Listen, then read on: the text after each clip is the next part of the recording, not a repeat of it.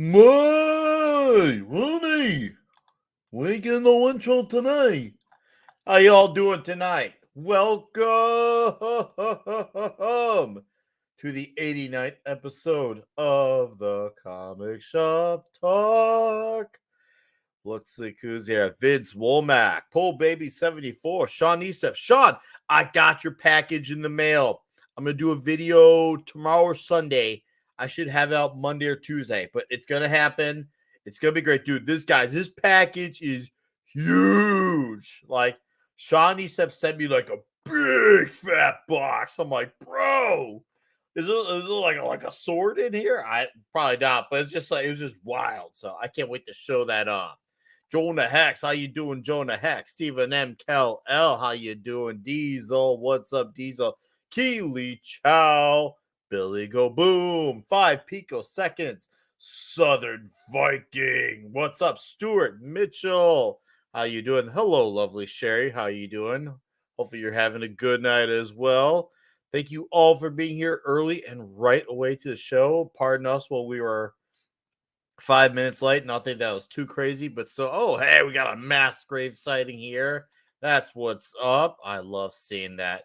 But yeah, just giving people a chance to get in here. So it's gonna be a fun night. I mean, we're talking the Rocketeer. Like, you want to talk about a movie that really is one of those the one that got away type of thing. That movie should have been like, for lack of a better words, huge. Seriously, it's true. Should have been huge. You watch it, it has all the makings of a great movie. You got a really awesome, like, all American actor who really embodies the role that he plays. You had a great villain. You had the girl that, which was Jennifer Connelly, who's still relevant now. That's crazy to think about. And like, it's just such a fun, heroic story.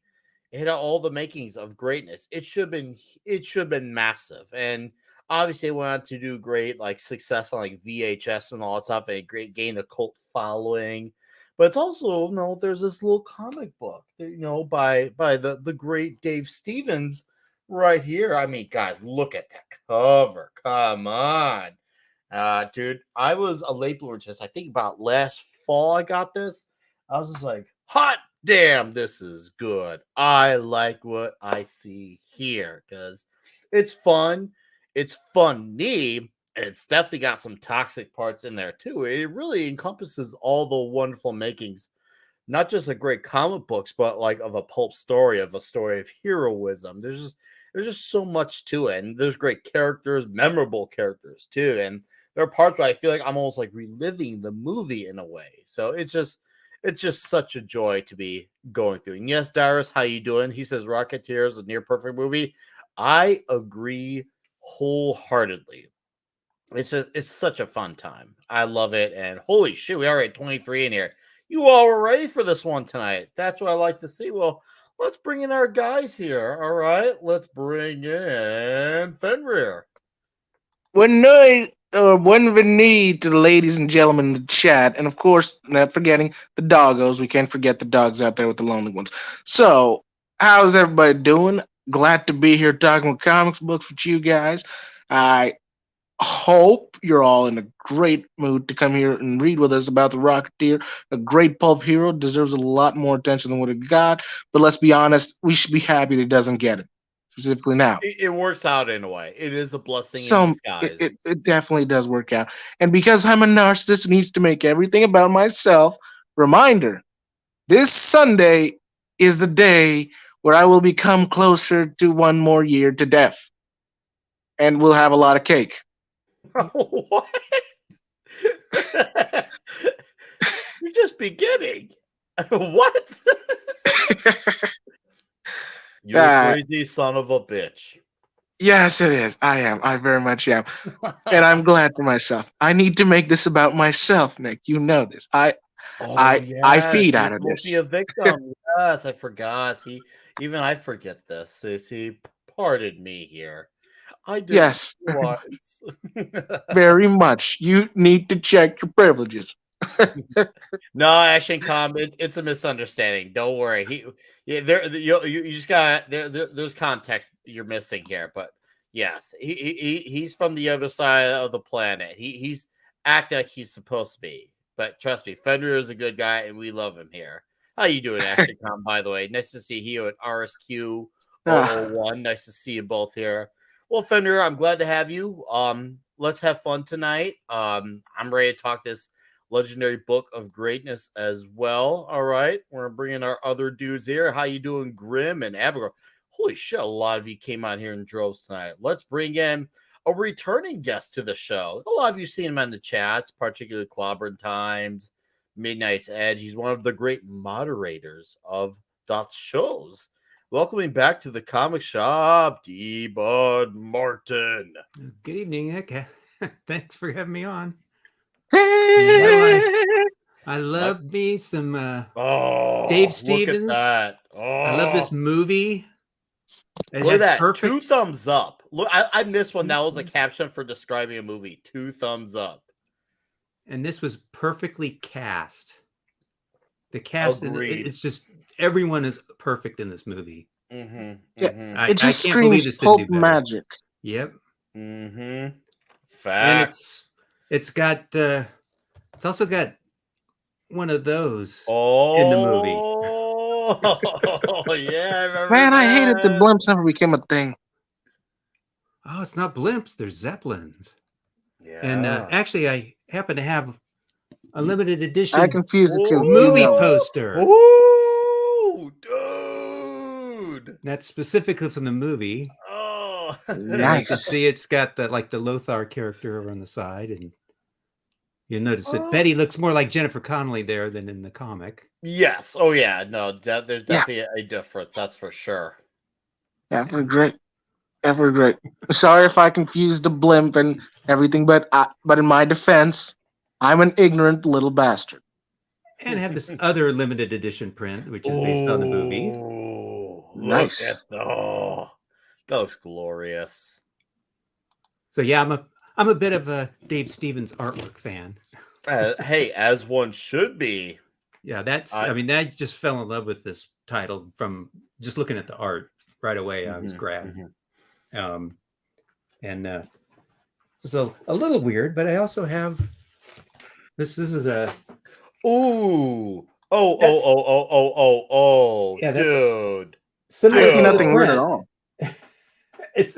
It's almost the same as the print, but it's just got a little bit more on the sides there. Wow. Hot damn, dude. That is glorious. I want one of those. Angle there. That is nice. Yeah, beautiful stuff. I Dude, love telling his me, artwork. man. That is glorious to look at. I love it. You came here ready to play. I love it. Well, D Bud, that was a great show and tell. I'm like, damn, he just set the standard for the showtime. But glad to have you back. Glad to know that you're in better spirits as well. I'm so excited to get to talk about the Rocketeer. I know we've kind of like hinted we gotta do this eventually, and we finally got there. Tonight is the night, so let's bring in our other dudes here. And before I do, I see Glinser, Grim, and Abigor. Abigor, how are all you guys? Nice to see you here early and right away. Let's bring in the clobbering guy.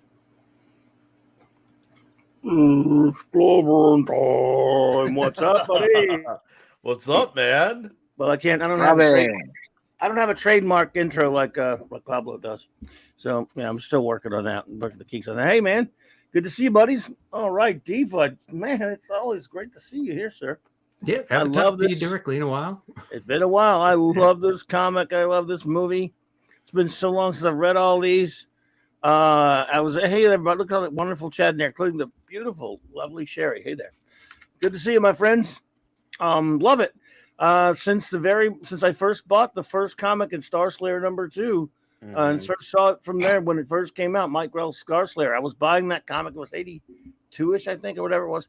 And I was buying it for the Mike Grell. I didn't know who Dave Stevens was and who did. And I bought the first issue. Then the second issue had a backup in it called The Rocketeer. I said, what's this? And this is great art, beautiful art in that one. And it was serialized. And after we get done, I have a pretty amazing footnote to the history of the character that you're all going to want. That's very personal and yet affected Dave Stevens. It affected Dave Stevens, actually. It affected Dave Stevens. Wow. that a friend of mine, yes, basically Marvel. A hint: Marvel tried to sue him in the '80s. Oh, So got some info on that for you, and yeah, this is wow. great stuff. Now I It did could be anybody, Clobby. well at that time though. At that time. And at that time in specific, there were only a few people that were suing. Anyway, but it's great stuff. I love the movie, of course. The movie is just wonderful. The comic, I haven't got a chance to go back and reread that in a long time, and I just went back and reread most of it. So there's still some of the last part of it I haven't got a chance to go back and read since the '90s, but I'm still with you here, and I remember a lot of it. And of course, I just reread the first few chapters, a bunch of chapters of it, and I'm raring to go. Awesome. Dave Stevens. Was lucky enough to meet him once. Very nice fellow. Passed way too soon. We lost him way too soon. Rest in peace. All the Rest in great peace, ones Dave go too Stevens. soon. Yeah. And there used to be a joke. That comic took forever to come out. And Oh, we I've used to- heard the stories. Oh, we I've used to heard joke the about him. stories. Yeah, I mean, they used to kid him for taking so long. But still, everyone looked forward to it. It sounds like he was one of those guys that kind of like everyone was like, damn it, Stevens, get that book out. And then when it comes out, it's like, okay, you're forgiven. Okay, but when's the next issue coming out, dude? So please help me remember that. It's something that you should, unless you want me to tell it here really quick, or we can go. No, let's tell as we go, because I can tell we're all itching. We also got a few other gentlemen waiting. And yeah, but we're going to touch on all these bases now. I can tell tonight's going to be a very fun night here. So let's bring in our other gentlemen. But before we do, Clobby, thank you for being here. Happy to have you as always. You, I'm excited for this one. And big shout outs to Zach, who I will have next week for Toxic Tuesday, John Wick. What's up, Lord Thoth? See you here. Zach Rothy 15, Dave Serta, how are you guys? And Keelich had a great quote here. Said the only thing that is not toxic about the Rocketeers fighting Nazis because fighting Nazis is an American thing to do. Facts, my friend. Facts. I hear that loud and clear. All right, let's bring in the Iron Caster. Hey, how we doing, Lord boys? Dungeons. Oh, dude, this was such a good book. Mm-hmm. I can't believe I never read this before. Oh, this is your first time. Oh, this is like my fourth or fifth time. Today is my fourth or fifth timer. Yeah. I see. It do be like that. Even though I've seen the movie like 800 times. yeah. For me, like I was a late bloomer to the book, but yeah, I've seen this movie so many times. See, I've been in such a great little like place for reading because like I was going between like reading about a chapter of the Rocketeer a day, and then I would switch over to do some Teen Titans. So I was like, I get to go from like one thing to another, and I'm just kind of pacing myself. I'm like, I am in such a happy little comic place. None of the other current day stuff exists. I don't have to worry about any of that. It's not here. It's not on my radar. See, is it nice when you can really just enjoy things and feel good and come out of it like in great spirits, and it almost feels like you're ready to like take on the world a little bit, like you're just ready for things because you come out of it like reading a uplifting story or something that was very heavy and powerful, and you still feel like, wow, I know that gave me something to think about. That's the beauty of a lot of these stories of 70, 80 years. It's like after you read a book like this, it's like the world seems just a little bit brighter. It seems like you get the strength to go on even in the baddest moments. Yeah, I get the feeling. It's like all the other problems aren't there. Like the fact me falling and slipping while I was going to pull up my trash cans today that didn't hurt me just as much as I would think it would have. Mm-hmm. So. I'm like, I got this like issue of the Rocketeer in my mind. I'm thinking about. It's like, oh, I hurt my arm. Oh, that doesn't matter. Yeah, dude, that's the power of a good story. That's called it's the little things, and it's the little things like a damn good story. A damn good story that gets you through. Wait a second, something's wrong here. Something is off. Something is off. Something bad has arrived. But before we let that thing that's arrived. I just want to say, Caster, it's a pleasure to have you here. I'm very anxious to talk this fantastic story. And now on to the gentleman right below me. Howdy ho! Hey, what's up, everybody? What's up, dude? Oof, it has been one of those days. I was going to clean up the dust around my Nintendo Switch because, Mhm. it has a fan, so it will get dirty with the time. And I Mhm. noticed that the racks that I have, the microfiber racks, are too dirty, so I'm going to wash them. And I see that the place where I wash them, the drain is clogged. So I start just repairing that, and I have spent the rest of the day basically doing that kind of reparations, because every single time I find something that is in need of repair, I repair it, and I find something else that needs to be repaired. And this might take a few weeks because I'm thinking about changing the tile. Okay. Yeah, it is one of those days. So it has been fun. I have been reading The Rocketeer. I have been enjoying it. I have not finished it though. Okay. But yeah, this is the first I time don't that worry, I haven't finished it either. this is the first time that I read this book. I have known about this because of you guys. To be honest, didn't had much exposure to The Rocketeer when I was a kid.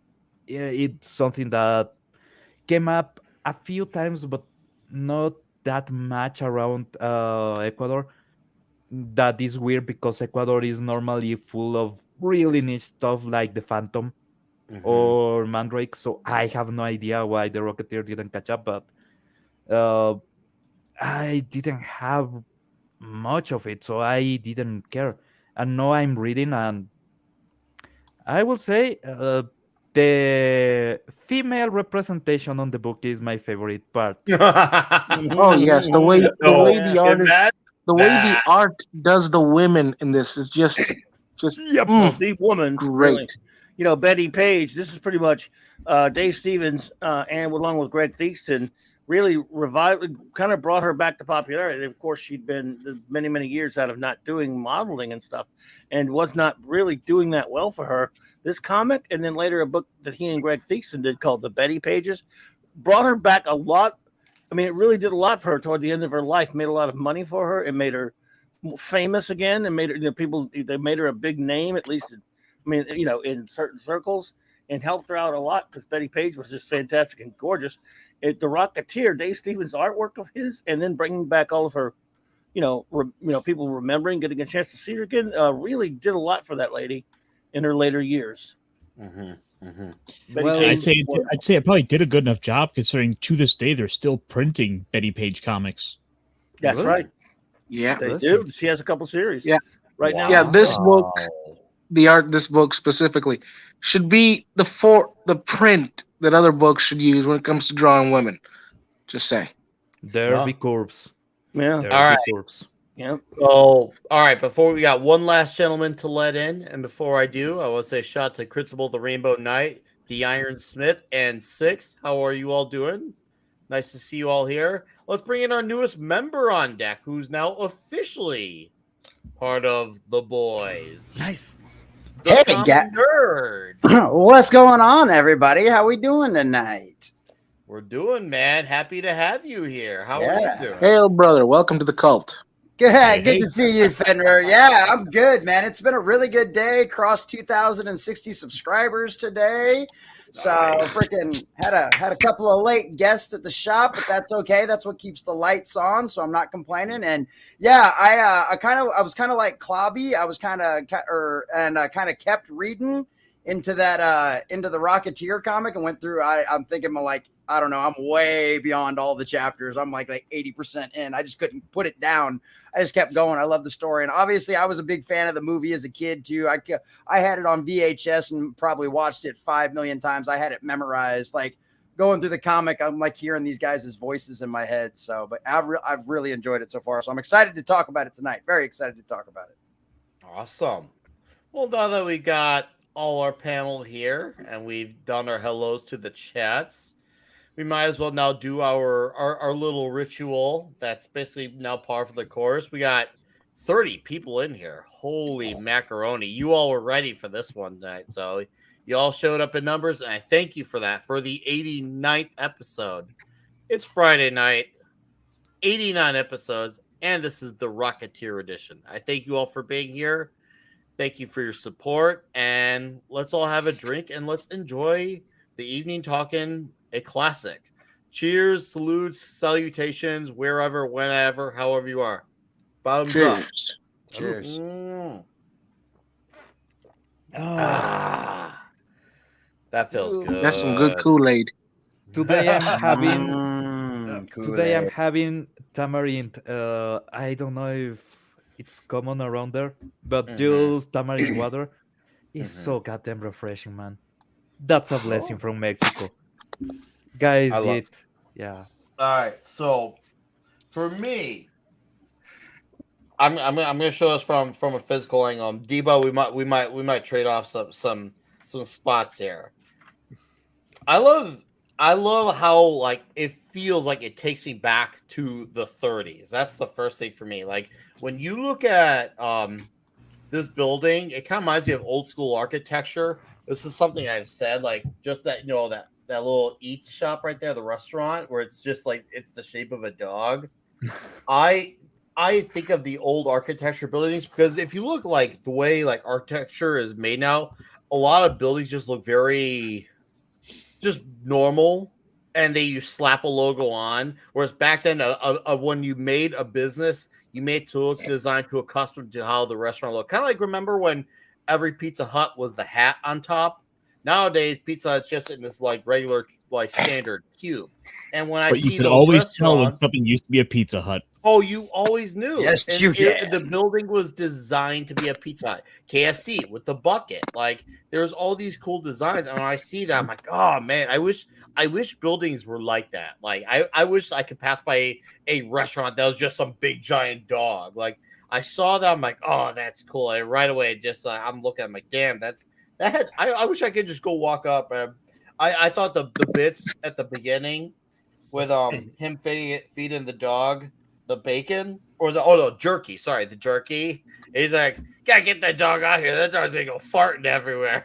Like I thought that was a very funny bit. I'm like, this is hilarious. And this Bulldog Cafe Mhm. actually existed. Yeah. It Oh, yeah. existed. Oh, it was, did it? Oh yes, Yeah. yes. It was in Los Angeles. Oh. In fact, I think I looked it up here. It was at 1153 West Washington Boulevard in Los Angeles. Whoa! So it actually did exist. He used it as the model for this. Yeah. He used a few other things as models, such as Betty Page. But But yeah, you'll see he's got some other things in here from old pulps and such. So yeah, he did his kind of research when he did this series. He really looked into the stuff. Well, it makes it when you look at it, you're like, wow. Obviously, like I said a few days ago about with Showdown Little Tokyo about how awesome California looked in the 80s, but it looks really cool in these pages for that period of time. It just looks so like, besides obviously the obvious sun, but it looks like an era. It's just like, it kind of reminds me of when I was a kid. I was like, that's the year I want to live in, like when I'm older. Obviously, life turned out a lot different, but I look at the era, I'm like, hot damn, man. Of course, like it tripped me out seeing Cliff Secord and Peavy. I'm just like, oh no way, the dynamic. I love seeing them at work about when he goes to this plane and he's just like, oh hey, look, a jetpack. Whoa. Oh, what do you got? Oh, dude, no way. Oh, no. Sick. Ah, yes. Nice. Yep, that's the picture. Yes. Oh, That is Nice. so awesome. dude. Oh, No. I love it. Hell yeah. That is sick. I love it. That is absolutely Decent. awesome. Just decent. Well, I mean, it's exactly like you're saying. Buildings used to have style back then. They used to be able to tell what something was when you were driving up on it from a distance. Now it's all just shopping centers made out of the same kind of exact. It's all just brick as the rest gray of the town. boxes and lifeless husks of like lifeless husks of whores. so I'm I don't want to be a complete contrarian. Like, I get why they do it to a degree, because in case the company goes out of business, they want to put something there. But at the same time, it's just like you lose the uniqueness of the building and the business that once was. Like, think about it. We all remember, at least assuming most of us on the panel remember, Circuit City. They had that plug on top, that really distinct plug on top. And it took a long time for a lot of buildings to have something replaced that, because that was such a distinct thing that you only affiliated with Circuit City. And Well, now, go ahead. Certain cities also started putting regulations in on that kind of stuff too, because I know like there's an entire county in Kansas where it all has to be the exact same color of brick. Like even the McDonald's all look identical to every other building in those towns. Oh yeah, because McDonald's of all that. look the same now. McDonald's all Yeah, look nothing like is every other allowed to be building. unique anymore. Oh, thank you, Casser, for getting this page. Thank you. It looks flat out like they just almost traced it. It's Yeah. Dude, tamales and ice cream. That's my dream location. I'm just There you saying. go. No full pizza. stop. There's no pizza, but they got tamales and ice cream. So I can forgive that. I can look past that. It's not perfect because it doesn't have pizza, but I can at least let it slide. And now that I'm kind of comparing them in a way, it's like that sort of almost creepy look of the dog face is natural. It's what the actual building has. So in a way, I like it more now. Just now that I'm kind of looking at it on the page here, it's like there's something a little off about it to me. Okay. I'm just wondering how the hell did they manage to keep the building. There are so many things that can go wrong, and you will need to just take away the head of the dog to fix something. Well, a lot of it was all just plaster and 2x4s and stuff like that below a lot of that. Oh, Yeah. that makes sense. Yep. All right. I managed to get a few pages from the Kindle. This Kindle is not friendly with the big books. I know where you can find it. You want to shoot it my way? Yeah, I'll shoot you a link if you want. Yeah, shoot it my way. I'll put it in the Twitter. All right, sounds great. I used to have a Kindle.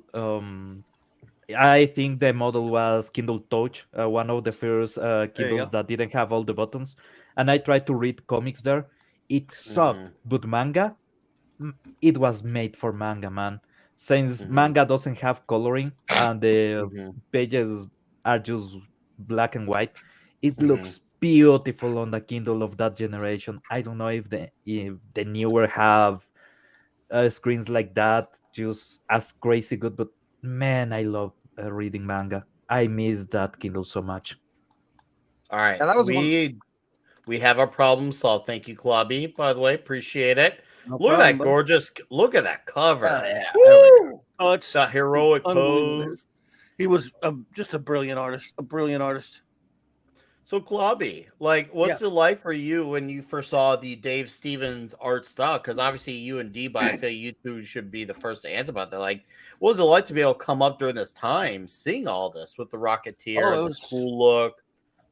Like I said, when we picked up Star Slayer #2 and saw this, we'd all been fans of, I was a big fan of Doc Savage pulp novels and Shadow and different things like that. And this had a look to the old serials. There was an old Rocket Man serial that it reminded me of course, which you can find out there.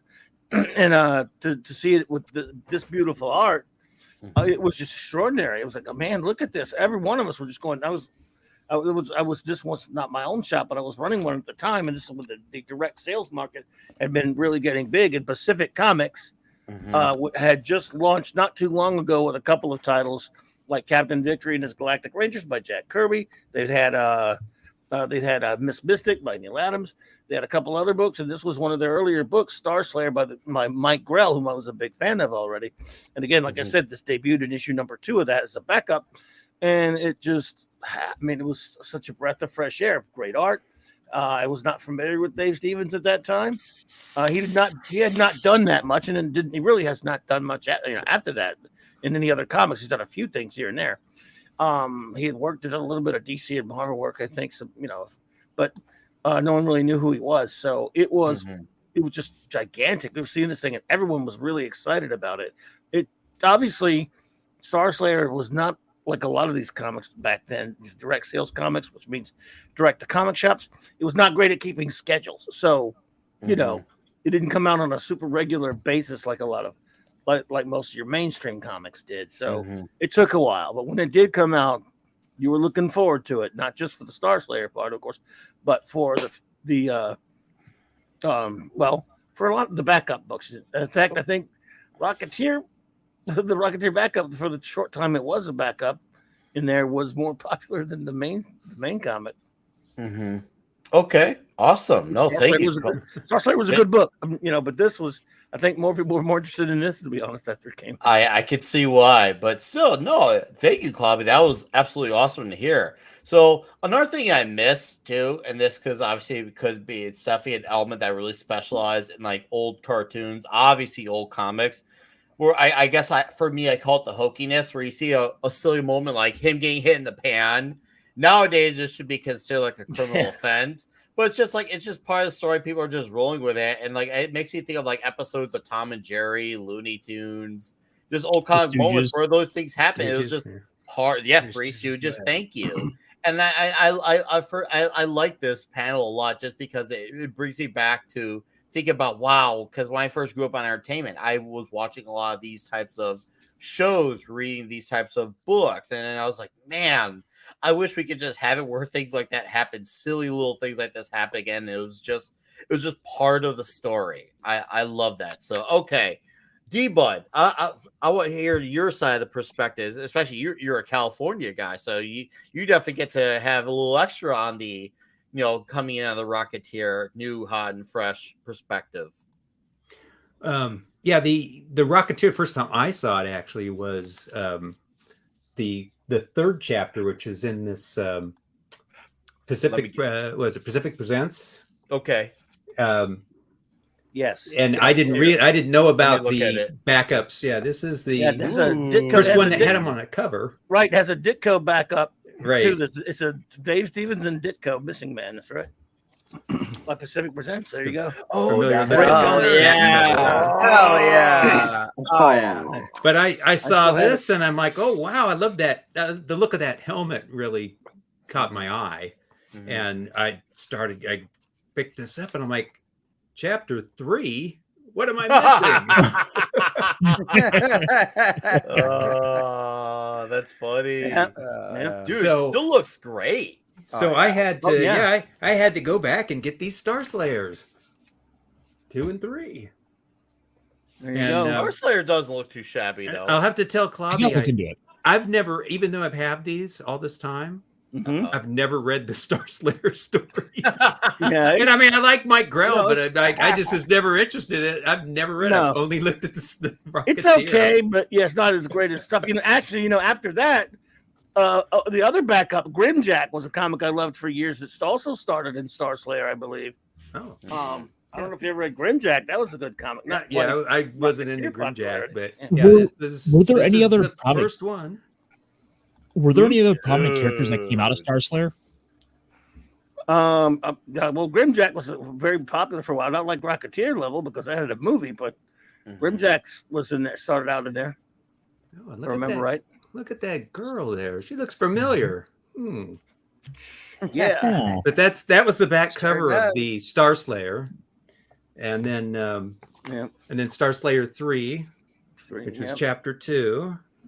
I was excited about that, man. And I mean, the Grell artwork inside is really nice too. But I've just never read the story. Grell art, man. Yeah, it's beautiful stuff. But here's Captain Victory by Kirby.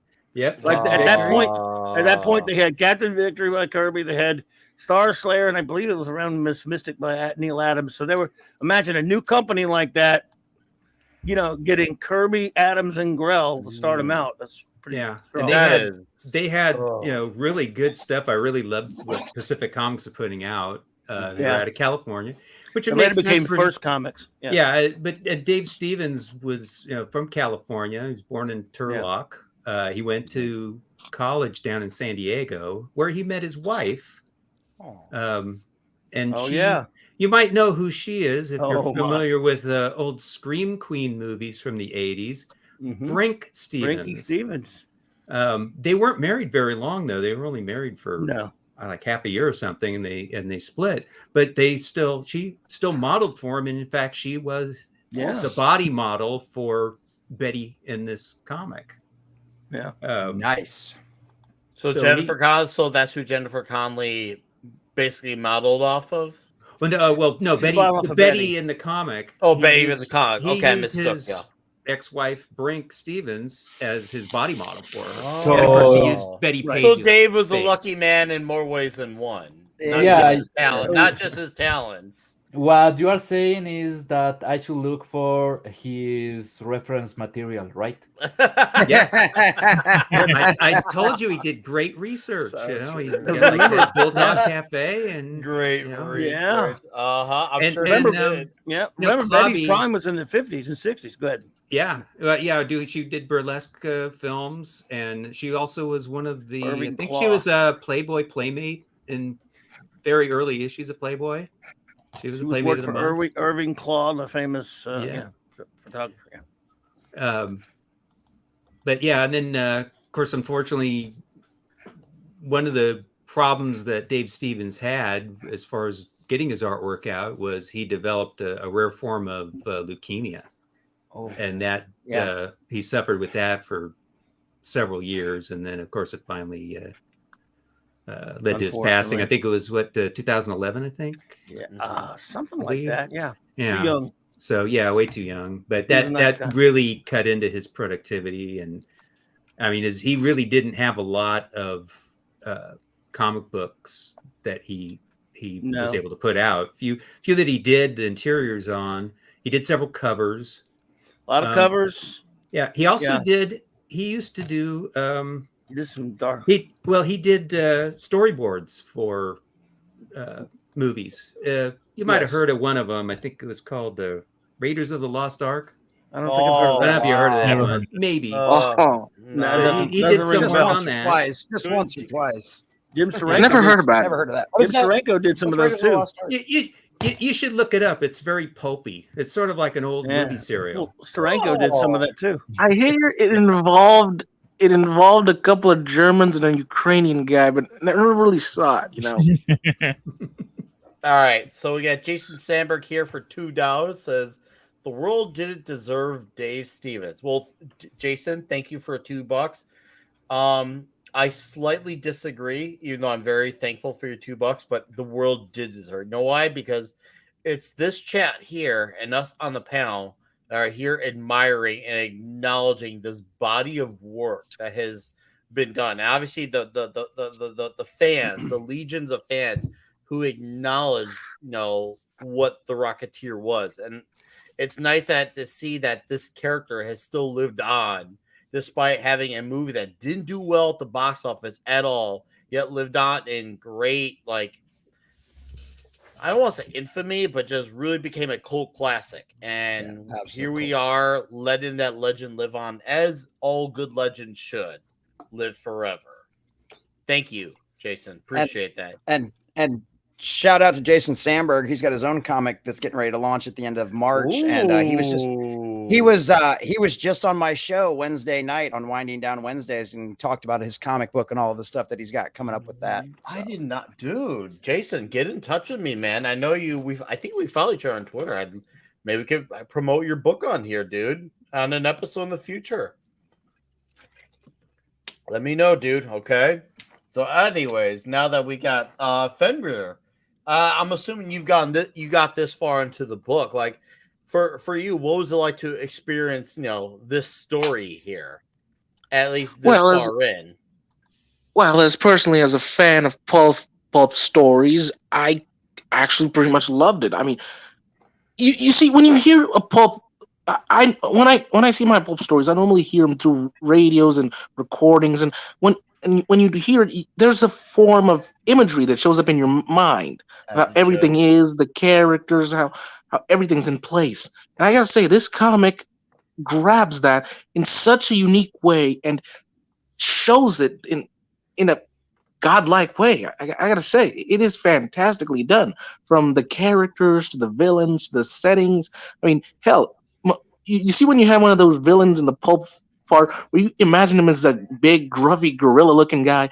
They got him right there. They got one of those there. They even got the cheeky European fancy guy right. Yep. Seriously, every Yeah. character from everything is done right art wise. The writing is great. You actually feel like this world is alive. And it's just beautiful. Well Well done. stated. No, hey, well done to you, dude. That was well stated. I like seeing moments like this because it feels like you're growing with him through the formation of him becoming the Rocketeer. It's kind of like reminds you like when I Indeed. first saw in the first Iron Man where you saw Stark building the suit in the cave. I love for me, I'm obsessed with the hero's journey because it makes me feel like it's like I get to like vicariously tag along with the character to see him go through his transformation period into becoming Yes. who he's about to become. And for me, I cherish these small moments here because people don't really think about how essential they are to how everything goes going forward. Really, I love this, and Yes. of course, him and Peavy are just their dialogue. They play off each other so well, like both in They're the a great movie duo. and And in the that's comic books. I love Peavy. He's definitely a that's another thing. Like besides obviously no Cliff's the cord, but the supporting cast is all memorable too. And obviously in the comic books, you definitely get a lot of the same vibe. Like these are all memorable characters. They all have their part to play, and exactly. they all matter. Exactly. Everything gets into place right. Every single piece has meaning, and Hmm. it makes it even better. Seriously, if I ever wanted to have a comic book about the Shadow and his heroic journey from beginning to end, this the way this is done is exactly how I would go with it. It is great and just really even though there are so many words I want to say so much about this book, but I just can't do it because my brain cannot process them out of the mouth. Man, that is just so hard. No, Yeah, I dude, know all that good, feeling. man. You've had your Good piece stuff. now. Good stuff. So Pablo, how about for you, my friend? Dude, what you were talking about, Oh, the look at moment that. when, yeah, the moment when they are building Oh the yeah. helmet and everything, that's part of what I really love of superheroes and of this kind of stories in general. In Hmm. fact, is one of the reasons why I like Iron Man 3, except the ending. Because he's the guy doing work. He's the guy tampering and making the machine function, and I love that part. Hmm. But obviously, I'm a developer. I play with machines all the time. I build my PC since I was, I think, 15. Hmm. So I love that sensation of seeing the hero just making the machine work. And I know it's just a jetpack and a helmet. This is not really that much high tech, but the fact that they have you press it twice, you press it once to go half throttle, twice to go full throttle, once on the air to shut down the engine, and you can do all this shit. And I love that they are thinking about the mechanism. They are thinking about even how would you show the guy building. And I have made cosplays, right? So when you are doing a helmet, normally you will do what they were doing in the page, just playing around, seeing if it fits, if it's stable enough, and you then need to go and add the padding. And if you have any kind of sensor, obviously this is low tech, so it will not have computers inside, but that's the process that you do even to see where you will hide the battery and everything. And I love that. I just love that. So that part of the comic just grabbed me instantly. is Also, is fun. Yeah, even the fact that he is working on an hangar, and he obviously has been working with engines, hmm. so his preoccupation is about if the plane will fly instantly is the first thing that goes through his mind. Hmm. That's, yeah, that's a guy that has worked in the field. It's like if I get to any place and they say, well, you need to set up so and so, my first thought is, is the computer working? Mhm. Do I need to go to get any parts? Do I need to do any maintenance? That mindset, I love seeing it on the page. Pablo, I just thought of something. Like, when I realized something I didn't piece with Mr. Secord, and I should have thought about it earlier. He kind of has a bit of a like a evil Knievel vibe in the sense that when he went with the jetpack, he just went for it. Didn't think about the tricks and how it would pay off later. He just goes for it. Obviously, he definitely pays for some consequences, as we see here. But I definitely got that vibe of it, and I'm not sure if you know who Evil Yeah, Knievel is, there's but yeah, yeah, yeah. I I guess you know. could say that. Okay, so you do. You get where I'm coming from? That I definitely Yeah, felt exactly.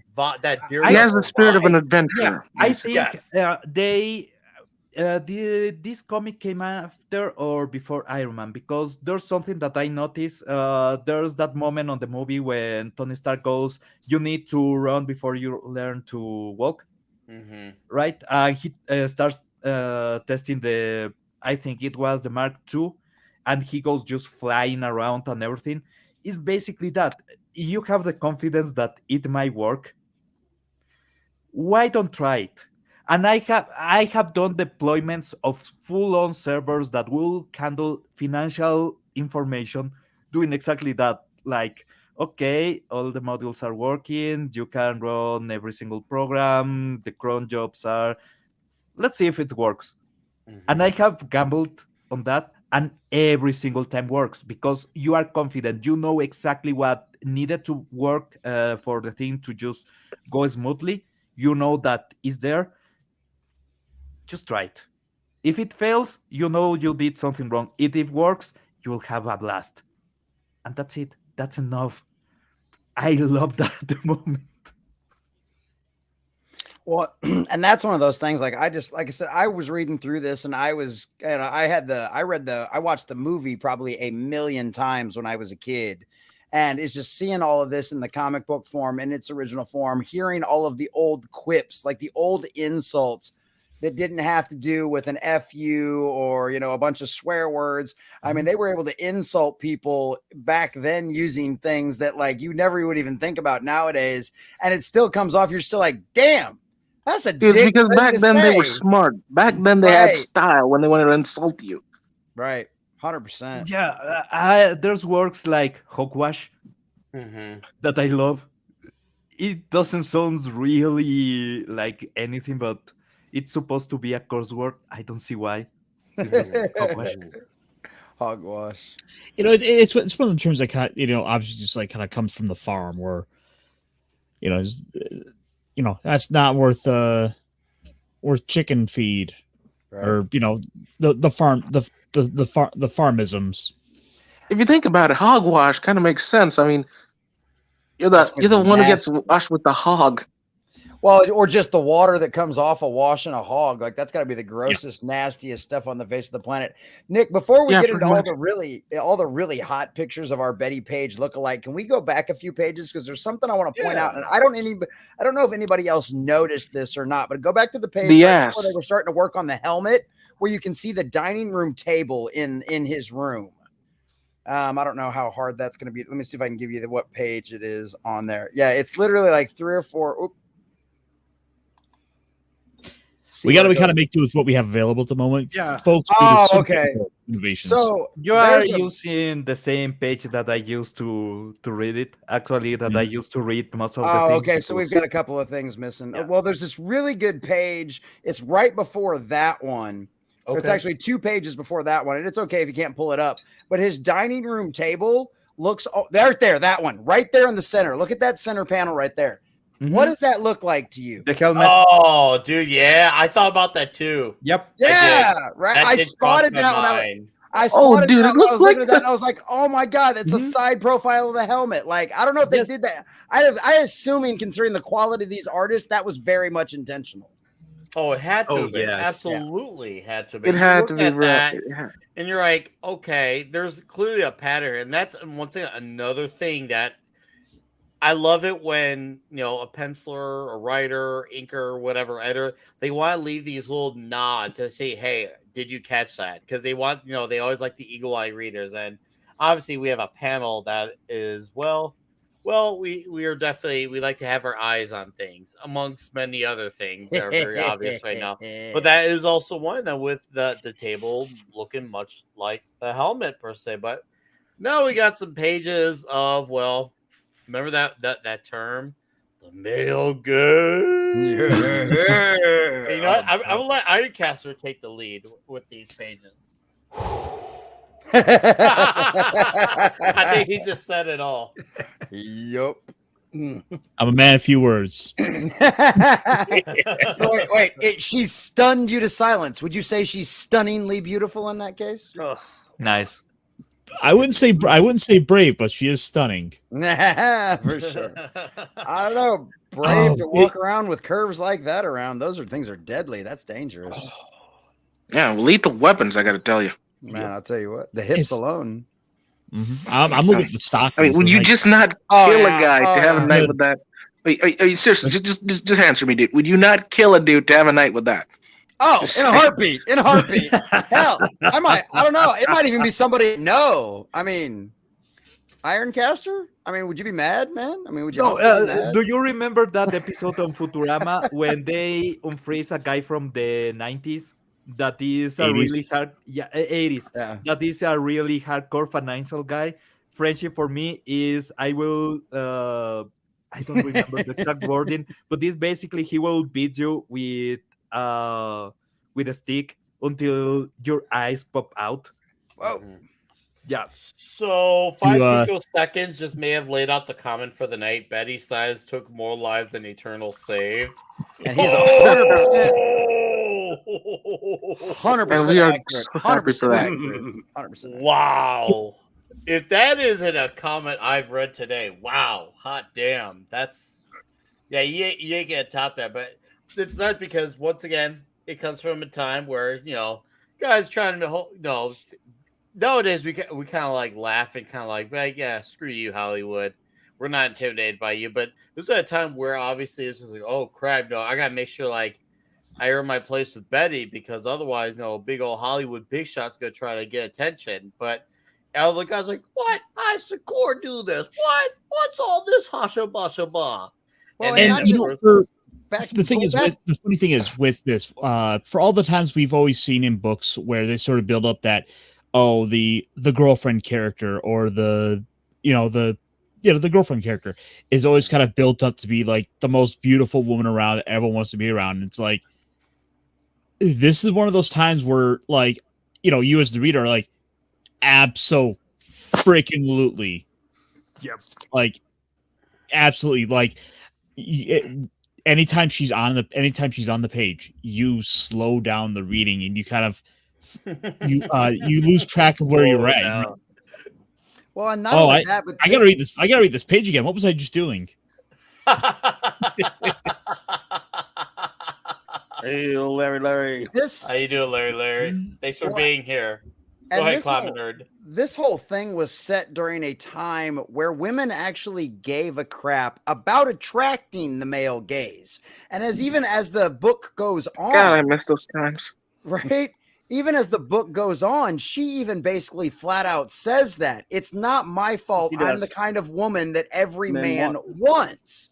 But she also knows that if she dresses herself and presents herself in a certain way, men are gonna want to look at her. And this was back when women actually cared about impressing the men around them. Nowadays, it's supposed to be every man should be impressed by anything that walks in the room with an X and Y chromosome. Mm-hmm. Sorry, or an XX chromosome. Sorry, that's not the way it works. You have to put in just as much effort as we should, or at least to some degree, because you need. I hit the gym every morning just to keep in shape for a woman. Not even that. It's you have to do something. You have to put some kind of effort to keep your man's eyes from going somewhere else. And back then, women actually understood that kind of thing. Dude, I did a video about something like that. Actually, I compare it to having a relationship on Mi Nacecha Español, that I was talking about how the hype has not disappeared because we like to be hyped, but it has gone to other places. It's like love. If you don't keep the relationship, if you don't do these small details to keep the interest, you will get the other person going with somebody else because guess what? You lost the interest, you lost the magic. And it's exactly that. It's the same that companies need to do with us, the fans, what women and men need to do to keep the other interested. Because guess what? If you don't have details, the lady will get mad. And if the lady don't just show you that you are important, you'll seek another lady.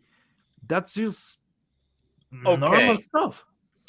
I'm gonna add to this. I feel like there's another thing too. You also see like even though like close, obviously as I said earlier, the evil Knievel type. Mhm. He's also a guy where a lot of guys did wild things for love.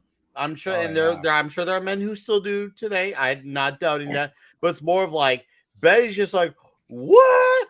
He's gonna do that, like, and that was just like dudes did wild things back in these times or in these types of stories for love, and it made you like, oh man, he's gonna do that. He must no. Obviously, you can understand why, but just like it makes you really like, holy crap! Like, is he really gonna take that chance? Mhm. Like, what if it doesn't work? And that's adds to the intrigue of will he, won't he? Because it's like, dude, you're doing all this wild shit to get her attention. Like, holy damn, dude, this better work. Because if it doesn't, you're screwed. Dude, Men it's used to something- conquer countries for a woman. Yeah, it's something.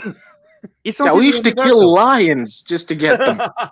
Look what Thanos did in the Infinity Gauntlet for a woman. Right? Exactly. Yeah, he killed billions of billions just for some tail. Yeah. That was how men used to be. Yep. And the women used to appreciate that too. Yeah, Yeah, they really did. trust me, if a guy is willing to face death for your ass, you will think that you have a really nice ass. Just saying, it's like a compliment. Yeah, it's a great ego boost. Yeah. Oh, look at that last panel. I know. Oh, I beat love up, that torn last up. panel. It is That a very nice last beautiful. panel. That Like, first. You really just Go ahead, Who is- but take it away because was this Yes. the ending of one of the books when you had initially read this with that question mark, or was this like just some random page? This go ahead, D, but I think this is the end of one of the Oh, it's the end of chapter 2. in the yeah, chapter. it's the last panel of chapter 2. In fact, it's got the Okay. here's the Oh, no. original. Ooh, original. There you go. Pull it And you can Is that the see end of Star Slayer? Is that Star the Slayer fate of 3? the Rocketeer is in your hands. If you'd like to Oh, see them fly again, write us. Oh, look at nice. that. Nice. And they don't have that in Hell that on that No, page. I don't know they why they have that. don't. Oh, that's No. sick. That is so sick. But that, I mean, I'm looking It's at not in the that trailer. panel like, Oh. oh my god, you want to read the next issue? Yep, and it took forever. That Boy, is- did Who it take is forever. yeah, and it took forever. that is just damn. Imagine being a kid, you bought the book with all your allowance, then you get to that part and you just damn it. I don't wait. No. Eight months. Oh, hey, by the way, only if you were a kid that went to do a comic shop. Comic shops. Yeah, that's Only the only way you nerds could- went into comic shops. That's what I'm saying. But And that's here's the only way the, you can get that. That's the only way you can get that comic. That's There the you original go. coloring on that, and it looks a little different to me. It's like Oh yeah, they. focusing Oh yeah, better. with the With the digital. original Oh, it's a lot coloring. brighter. It really looks. I mean, that face is dead on for the real Betty Page. Mhm. Got the nice pale coloring. And by the way, I want to just reference to the chat. Billy Go Boon says, "No, we won't even help them if they get stuck doing squats." Dude, the difference is if you help them then, you will get late. If you help them now, you will get sued.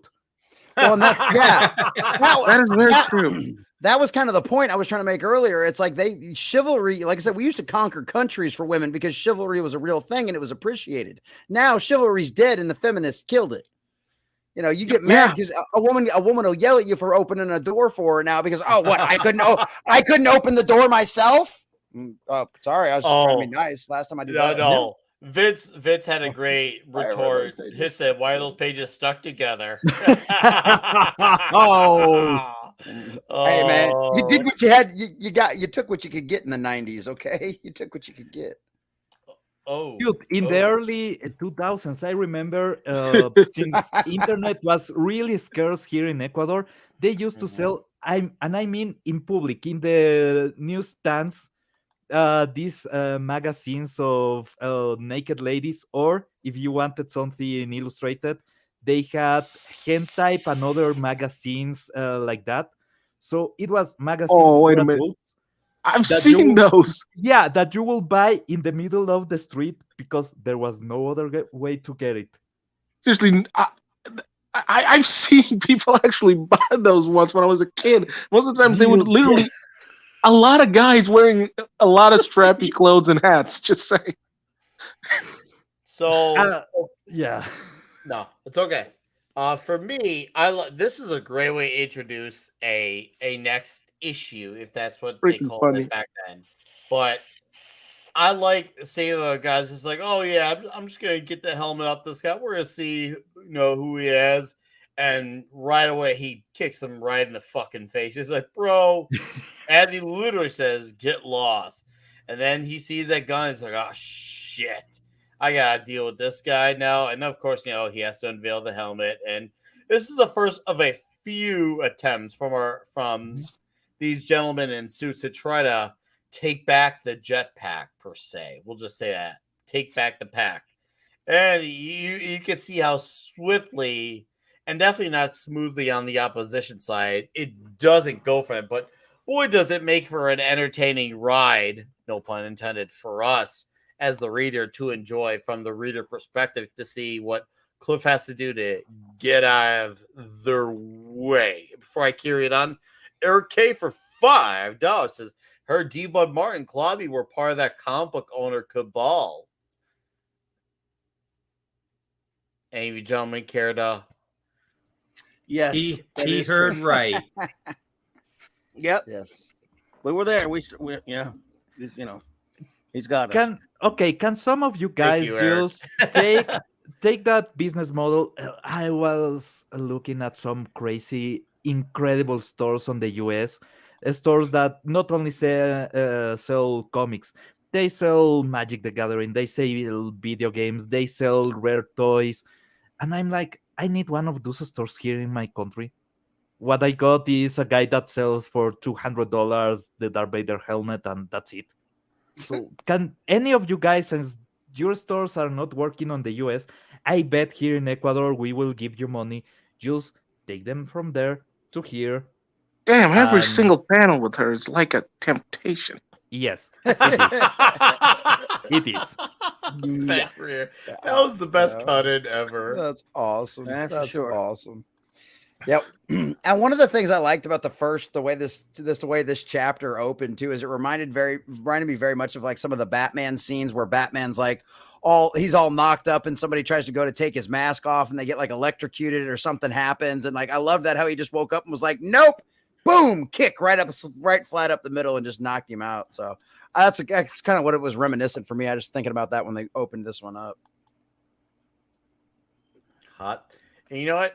She definitely sounds like she's definitely like such a child, so impulsive.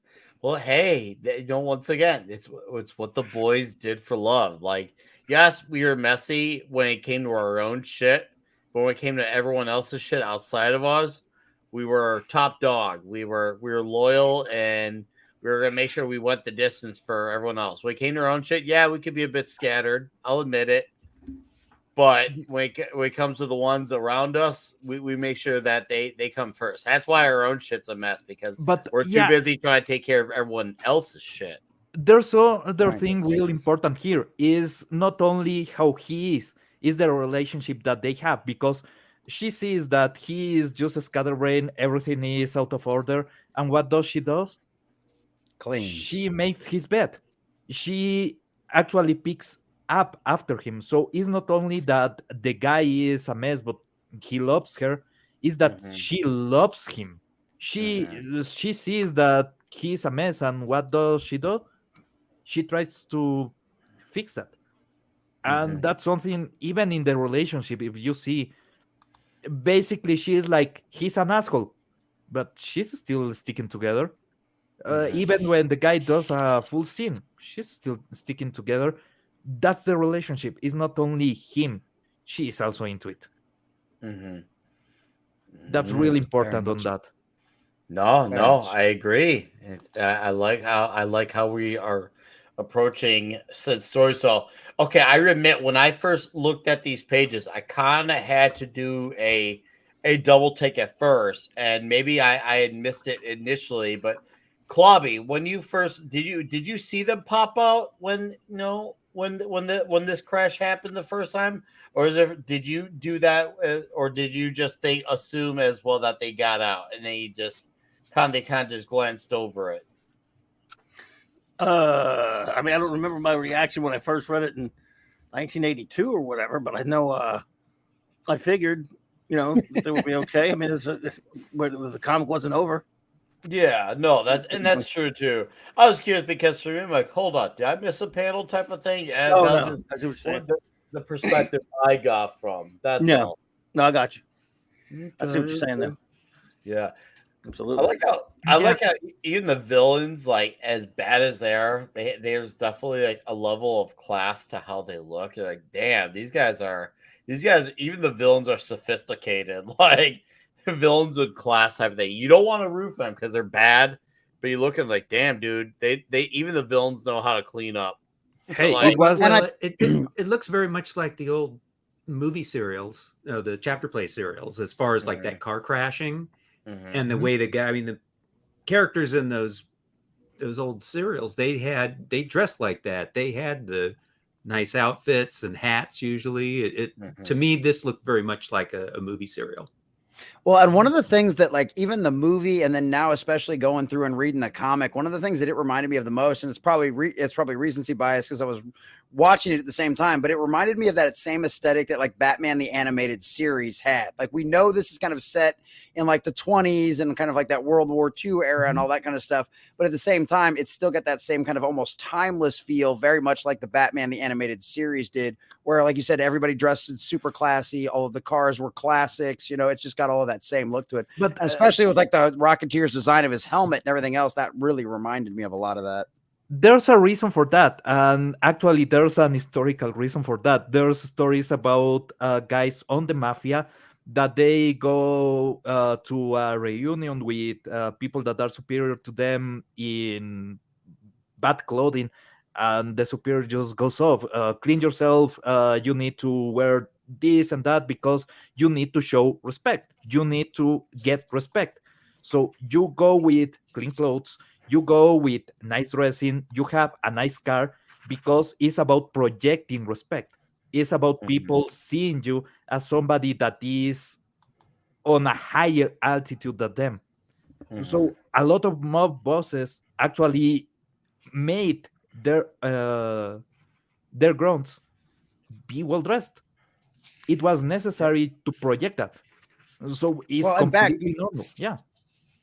back then, a lot of them understood that it was a business too, and how people were viewed, how they saw you when you walked through the door made a huge difference. And that's why that's one of my favorite memes is like the one of like Al Capone and all the rest of his guys. And then you've got a picture of like modern day thugs and their pants are all hanging around their knees and stuff like that. And it's Oh, the like, guys who are letting you know that they're open season.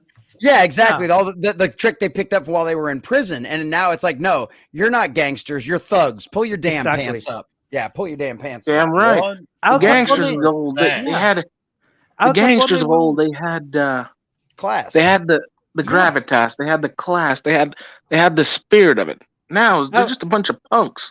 dude, Yep. Al Capone will send you to shine your shoes. And that's exactly 100%. how some of the rackets work, because the shoe shiner will move the So merchandise, will move the money. I've got a slight derailment about since you mentioned Al Capone. One of my uncles who passed on many, many moons ago, he used to run a shoe store in Cicero. Nice. In that Nice. town, Cicero, that's where Al Capone and Frank Yep. Nitti got their shoes from. Wait, Not too bad. a shoe store in the Chicago Back when area. there, back when there was shoes, a shoe store in a town called Cicero, which was right next to Chicago. Look it up. Cicero's right next to Chicago. The name of the store was Hawthorne Shoe Store. Obviously, it's not around anymore, unfortunately. You sure But that wasn't Al Bundy That's the Oh, I would prefer it was. I grew up on Al Bundy. Come on. You know how much I freaked out when I saw Anthrax as on Married with Children? Like a lot. Like a lot. Like I'm just saying. Like I love it. no, but no, my uncle, like I said, he passed on me years ago. But I do remember him telling me stories of what it was like to have a lot of those guys coming in needing shoes. And there was a time in his life where like there would be times where periods of business would be slow, but he would be fine because the money he made from them, let's say them, was really good. And it was just like, well, it all balanced out for a while because, and then Say whatever you will about them, but they knew how to pay you right. Well, that was kind of one of the differences. That's where I'm such a big fan of like motorcycle communities and stuff like that, because those, just like the groups back in the day, they understood that the community was one of the most important things. That without the community, you wouldn't have anything. And if you could convince the community to be on your side, it wouldn't matter if it was the cops or the feds or whoever was come sniffing around, because you took care of that community and they wouldn't say squat. It was the same thing. That was one of the things that what was his name in South America, one of the big cartel guys down there. But he built soccer. Pablo Escobar. Yeah. That's what he understood. He built soccer fields. He built schools, and the people loved him for it. And that's why it was so hard to take him down. Yeah, that's the thing. That's how you get a good hold on the power. You make the people love you, even though you're the monster. If they love you, they'll protect you. Just think about the Yakuza. The Yakuza, when there was the earthquake on Japan that broke the power plant, the Yakuza were the first responders. They were helping people. They were giving people food, blankets, everything they needed. Just that second. Before anybody from the police, anybody from the fire department, nothing. Why? Because they need to keep their cities. They need to keep their territories. And if the people around is not happy, you will not have enough business. So yeah, because that's the thing. Gangs and criminal gangs and groups like that, they don't like cities that look like trash, that look like inner city crap. They actually want it when it looks good, because the better it looks, the more business they can get from it. But like down here, one of the things down here is like, and just like with the motorcycle community, because that's kind of the place I know the best, is like those guys, you talk about raising money for charity, like Toys for Tots every year. That's what they do the most of. I literally went to one local motorcycle community club meeting that had all the clubs from the entire area there. There was a chick that she was trying to go to Houston for some medical procedures. Within 15 minutes, just by passing the hat around, that girl had $9,000 to go back and forth to Houston just by passing the hat around. And that was before the benefit we threw. That was before the benefit we threw her, which I don't even know how much damn money the benefit raised. So yeah, gangsters used to understand how to take care of people. No, that was great. Honestly, that was great. So Castor, these are a very entertaining few pages here, where he obviously has to answer to the boss. Would you care to share some thoughts on this very entertaining page and how it derails very quickly? All right, let me see here. Yeah, this is kind of that challenge he's got here of his ordinary life being met with the challenges of the hero. That he was effectively being pulled between those two worlds. It's wonderfully done here. How he's like straight up just like, they call into the boss's office, like, he's probably there. Let me call him. Hey, get your butt down here. We got a problem with the you know what. It's a scene we've seen play out 1,000 times. The detectives call into the supervisor's office, like, you guys are causing me too much trouble here. I got the DA up my ass. No, you're right though, Castor. You're right. You're nailing it. He's like, I mean, you look at the way this guy's. He's kind of this pudgy, overweight guy. He's got the cigar in his mouth. He's chomping on. I feel some Perry White vibes a little bit. Yes. Yeah, I was thinking the exact same thing. No, that is Perry White. Seriously, just look at him. That is Perry White. What do you think, Lobby? Do you get a Perry White vibe or no? Yeah, from this guy a little bit. Certainly, they didn't cast him. Okay. They didn't cast him that way in the movie much, though. Oh yeah, of course. Don't call me chief. No, I found this a very entertaining. Right, you're fired. You hear me? Fired. And obviously he sees what, because he obviously see once again Cliff is a fast reactor. Like he doesn't really take the time to think much. He just does.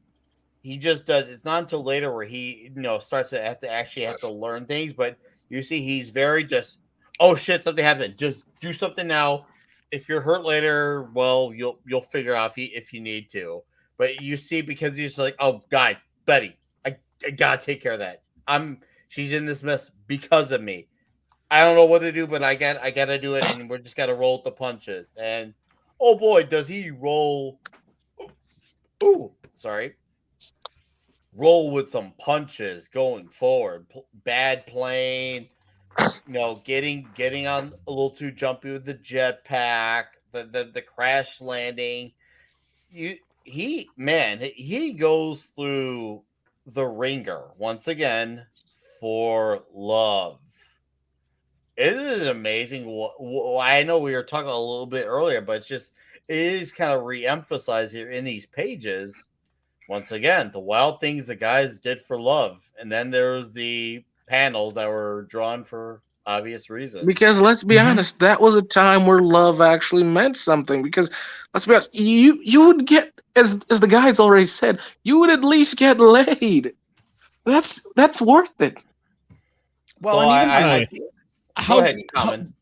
Well, I was going to say, even on top of that, like in this panel in particular, like him jumping in that plane is because he screwed up. He knows he screwed up and he's trying to fix it. And like responsibility. Yeah, he's an adult. Yeah, exactly. He's an adult. He's a man. And he understands that at his age, because of what he's doing, there is a certain amount of responsibility that comes with what he's doing. Even if he has written off everybody else, even if he's written off what's going on right now, no, I screwed up. This has to be fixed. It's my fault. And I'm going to do everything I can, including risking my very own life to solve the problem. So I love that about that. It just shows such a major cultural difference between where we are now and where this particular comic era was sitting in, and the people that wrote it, even though it was written in like the 80s and 90s, they still understood what that era was and what people's roles and what it actually meant. So sorry, go ahead, Ironcaster. I was to say with that, I want to highlight the way they have Betty, the way they have Betty bound up here. It's that pinup poster sort of damsel in distress bondage that just works. That is what Betty did. So for Irving Claw, it was for a long time. I mean that basically inspired most of my Friday and Saturday nights during my 20s. So I can see why. But I mean, it's so true too, and it's just that was such a classic trope for so long too. Because how many times did you see the old school stories or like the old school cartoons where the bad guys got the damsel in distress tied up on a train tracks and the trains come barreling down the road or something like that? What is it? Always hog-tied with a gag in their mouth. They're normally wearing a skirt and a low-cut top. Like it's just basic standard fare back then. Yeah, Common. You ever seen Venture Brothers? There's this amazing quote by this guy, Red Death, that perfectly emphasizes why what you just said is great. The old ways were just great when it comes to terrifying. It's just, man. Yeah, it really was. I mean, it's because we understood there was more, I guess, understanding of traditional, and I don't even say just necessarily saying traditional gender roles, but just like roles about how things were supposed to go in life. It's like you understood that a group of 3 or 4 men were going to overpower pretty much any woman on the planet, no matter how big or bad she was. Whereas nowadays you see in modern media, you see a single woman taking on a group of 10 men that are a foot and a half lot taller than her and outweigh her by 150 pounds. Mhm. You know, Yeah, it's just like, it doesn't make sense. It'd be No, At one least it's use like- magical powers as an It'd be excuse. one right, thing- but this scene right here makes total sense because it's the guy. He has to literally lean all the way on top of her. He's just by himself. He's got her foot in a way to where it's hard for her to control it, and she literally just kicked him in the face, and even then, that wasn't enough. If this had been in a modern era story, she would have kicked him in the face, and he would have went flying out that car window. No, you're right. And here's the thing: like, if it was like a She-Hulk, Supergirl type of character, you could Different story. make things make sense. Obviously, and well, that's the thing. Exactly, you're right, Comet. It's a different story, but it's not just because it's a different story. It makes sense within the context. They take girls who are not built for that, because obviously there's women who are absolutely built for that and then some. But there are ones who are not, just like there are guys who are, and just like there are guys who are not. Obviously, Betty Page is not meant to be. She wants to have a job being a model. She wants to, be a girl who could have the guy that she falls in love with, and obviously get some money off of that. She's not trying to be a fighter where she's just the best there is just because she breathes oxygen.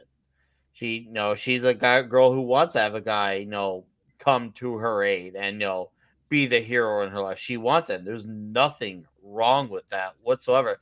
And here's another thing too. Like, I think, and this is something a lot of people who defend, I guess, the argument of tradition. I think that's the flaw where they argue from, where they say, well, it's tradition. It's like, yeah, it's tradition, but that's not the argument you want to approach it from. You want to say, I think the better way to approach it is, well, this is what works because it's proven. You can look at results of what has and hasn't worked. Now, obviously, nothing will be 100%. Nothing ever is. But you see what works far better than what does most of the time. So that's, I think, a better way of approaching the argument of tradition versus modernity. You got to approach as from a what works, what doesn't angle. Because if you look at it just from, well, it's standard. Well, no one's going to buy it when you just say it's just standard, because then it's making you look like you're dating yourself. Because if you could take an old thing and still make it look fresh and new. Just look at AC/DC. They have like 20 albums, but they're still popular. They still sell out arenas. People still buy their albums, and they're still talked about. They still get the big tours. And yet they're still riding on a traditional sound that they started several decades ago. It shows you that they have a tradition, but they kept it fresh. That's how you got to appeal by when you're talking about comics, when you're talking about culture, talk about movies. Yeah, you got to approach it from a freshness angle rather than a traditional angle. You want to defend tradition, but from a modern argument per se, if that makes sense. A lot of it. Yeah, Well, I was just it's gonna say a lot of it. I think a lot of the tradition stuff. It's like tradition existed for a reason, because if 1 + 1 equaled 2 a million years ago, then 1 + 1 is going to equal 2 tomorrow. Certain things are just naturally built into the order of the world, and they work a certain way. If you do it that way, things go great. If you don't, things go to hell. And we're not doing things right now. And look where we're at. Just look at society now. We are literally in hell. God damn it! Every single scene, this character. Damn. But Yes, I stopped for a few minutes on this page. You see, this is how you sell comic books, gentlemen. This is how you sell it. I'm gonna let D-Bud take it away. Let's let our guest take it away on this one. Story wise and pinup wise. I'm rolling my tongue back in. Give me a minute here. Yeah. I think I've seen this on the internet before. I think I've seen how this story ends. Yeah, that actually, I mean, that picture of hers close to there's another limited edition print that Dave Stevens did of, it's called Betty's Bath, where she's in a sort of a similar pose, but she's in a bathtub. Mm-hmm. Yeah. And certain parts of her body are blocked. Oh, wow. You don't say. Obviously. Obviously, yes. Some taste. The Japanese. Yeah, this is there's more of this coming up in this issue. This is kind of showing it's similar to the real Betty Page, where she Oh, did the Irving Klaw work, and here she's with this photographer that's doing, art pictures of her, You wondered why this as guy they was called so them back art. then. Quote unquote Artist, art yeah, pictures. art. Oh, hold on. I'm gonna do a Dr. Evil here. Artist, photographer, Oh, You got it. Hollywood. I had to. Exactly. Oh, the Hollywood part's the dead giveaway. Oh, I know, right? You just say Hollywood. It's like all right. I got you, fam. Say no more. Say no more. Dude, There. I have come to the realization that Hollywood is basically destroying the house to use the wood from the house to make a barn, and they think that will work. They think that somehow that's the perfect way to do things. No, Pablo. What they're doing is they're using the house, they're tearing it apart, and they're using the wood to start a fire. Yep, basically. So obviously, if you already have something that great, just think about the stories that we had from the 20s, 30s, 40s. But even if you want something more modern, you have the 90s and the early 2000s that have really great storytelling, right? Mhm. Instead, what they are trying to do, they are trying to use things that they made on 2014 because they wanted to make an idea farm for movies, and Marvel become basically a test ground for stupid characters, and they are bringing them to the screen. Why don't you stick with the good stuff, man? Just really get into the really old good stories. We didn't have the devil in a bottle, Because to be good, you need for cojones. example. Yeah, exactly. You needed to go with Tony Stark being crazy. Why do we don't have Hank Pym as Ant-Man? Because you will have to face the moment when he goes crazy and slaps his wife, right? So there's a lot of things that they don't want to bring to the table that actually, if they wanted to make a message movie, will work really, really fine. They just don't Yeah, that's why understand I what they always thought it was have. kind of stupid, that whole excuse about Hank never being able to be on screen because of that. Because you can actually fix it. The character can be written in any way. I mean, Earth's Mightiest Heroes did him right. I mean, you can literally make it without it, or just alter it in a better way. Or you Yeah. can go other way and, well, they try to Yeah. make him Yellow Jacket as evil and everything. Or you can try to make him a redemption arc. There's so many avenues you can take. Exactly. Yeah, instead of just avoiding the character altogether, a character that actually is not that stupid as people thought. If you read the No, stories, not at all. he was really great.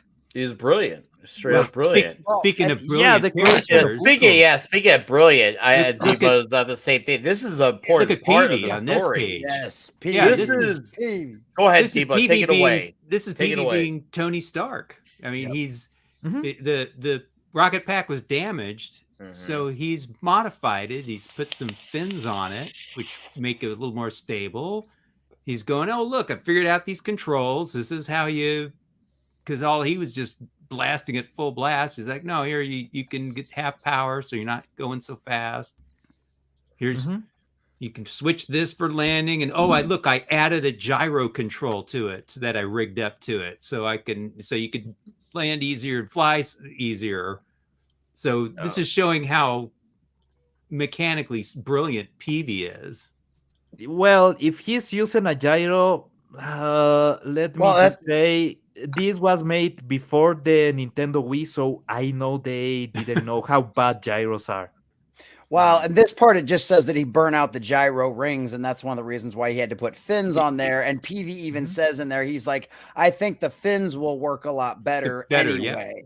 Yeah. And then later on down the while, you actually find out that yes, PV was right. But this is one of those things that I love, because this is one of those things that shows with PV anyway. It's like that there's a lot of the time, and anybody that's ever been in any kind of version of maintenance for any long length of time, will learn that sometimes the old guy that's in the back of the room that's been dicking with this kind of stuff for literal decades is going to be a million times smarter and well-versed in what actually works than any engineer on the face of the planet. And as being exactly from the experience of being an aircraft mechanic, I can tell you 100% that is 100% true, because there were aircraft mechanics in my shop that had been doing the job for 20 or 30 years that you'd have engineers that would come down and go, well, how do you do that? And the mechanic go, this way, dummy. And the engineer go, well, what do you mean? I've never heard of that. And we're just like, exactly. You how much money on your education? You know what? That thing, that's experience. That fact is one thing that pisses me off about modern day comic books is you have little characters that are freaking children being smarter than guys on their 50s who've done this for decades. Fenrir, it goes beyond even experience. It's just normally the engineer will go doing things through the manual. He will read everything, he will follow the documentation, he will do things that are intended. The guy that has been working there for so long has tried everything, because when the engineers don't know what to do, that's the guy that kicks everything and it works. That's the guy that jams something in a hole and just twist it and everything is working now. Why? Because we tried off the box. Because why the hell not? Because engineers are useless, and we know we have to get things fixed and back up and running again. That's exactly. why. And we just start, we just start jamming things in there, and eventually something works. Yeah. When you follow the instructions for a Lego, yes, you will have the pretty picture that you saw on the box, but you can make it your own if you use the Legos intelligently. If you make a pretty picture your way. Caster posted this on our Gilded, which if you aren't on Gilded with us, I don't know why you're not, because what are you doing with your life? It's straight up, man. We have a great time on Gilded, and we have great chats, great people on there. It's a great little area where we get to have these conversations too. So besides Twitter, like Gilded is the other social networking that I use the most. It's fun. And we have a comic section. We have an RPG. We have an anime section for those who are into like the manga and anime stuff. Like, I'm with 5 Pico. Not being on Gilded is actually kind of cringe. Tom Connors, if you're out there listening, Tom, you'll get to tell me, fuck you, Gilded. Tom, get on Gilded. Hey, and you know what? If you like the Betty Page-esque that we had here in this comic book, you're especially going to like the Gilded. Just look for talk. Yeah, I know. Okay. I'm sure there's probably going to be a lot of Betty Page-esque pictures. So I saw that Vince Womack posted on the Gilded also. About the Rocketmen serials. Oh yes, I will pull. Let's get that in the chat so people can take a look. I did see that earlier. I forgot to. Oh, he found it. He found it. You found it, yes. Yeah, the Rocketeer character is kind of stolen from these serials. I have them here myself. I've had them for, of course you do, years. Yes, humble brag. I got my. Oh, those are great.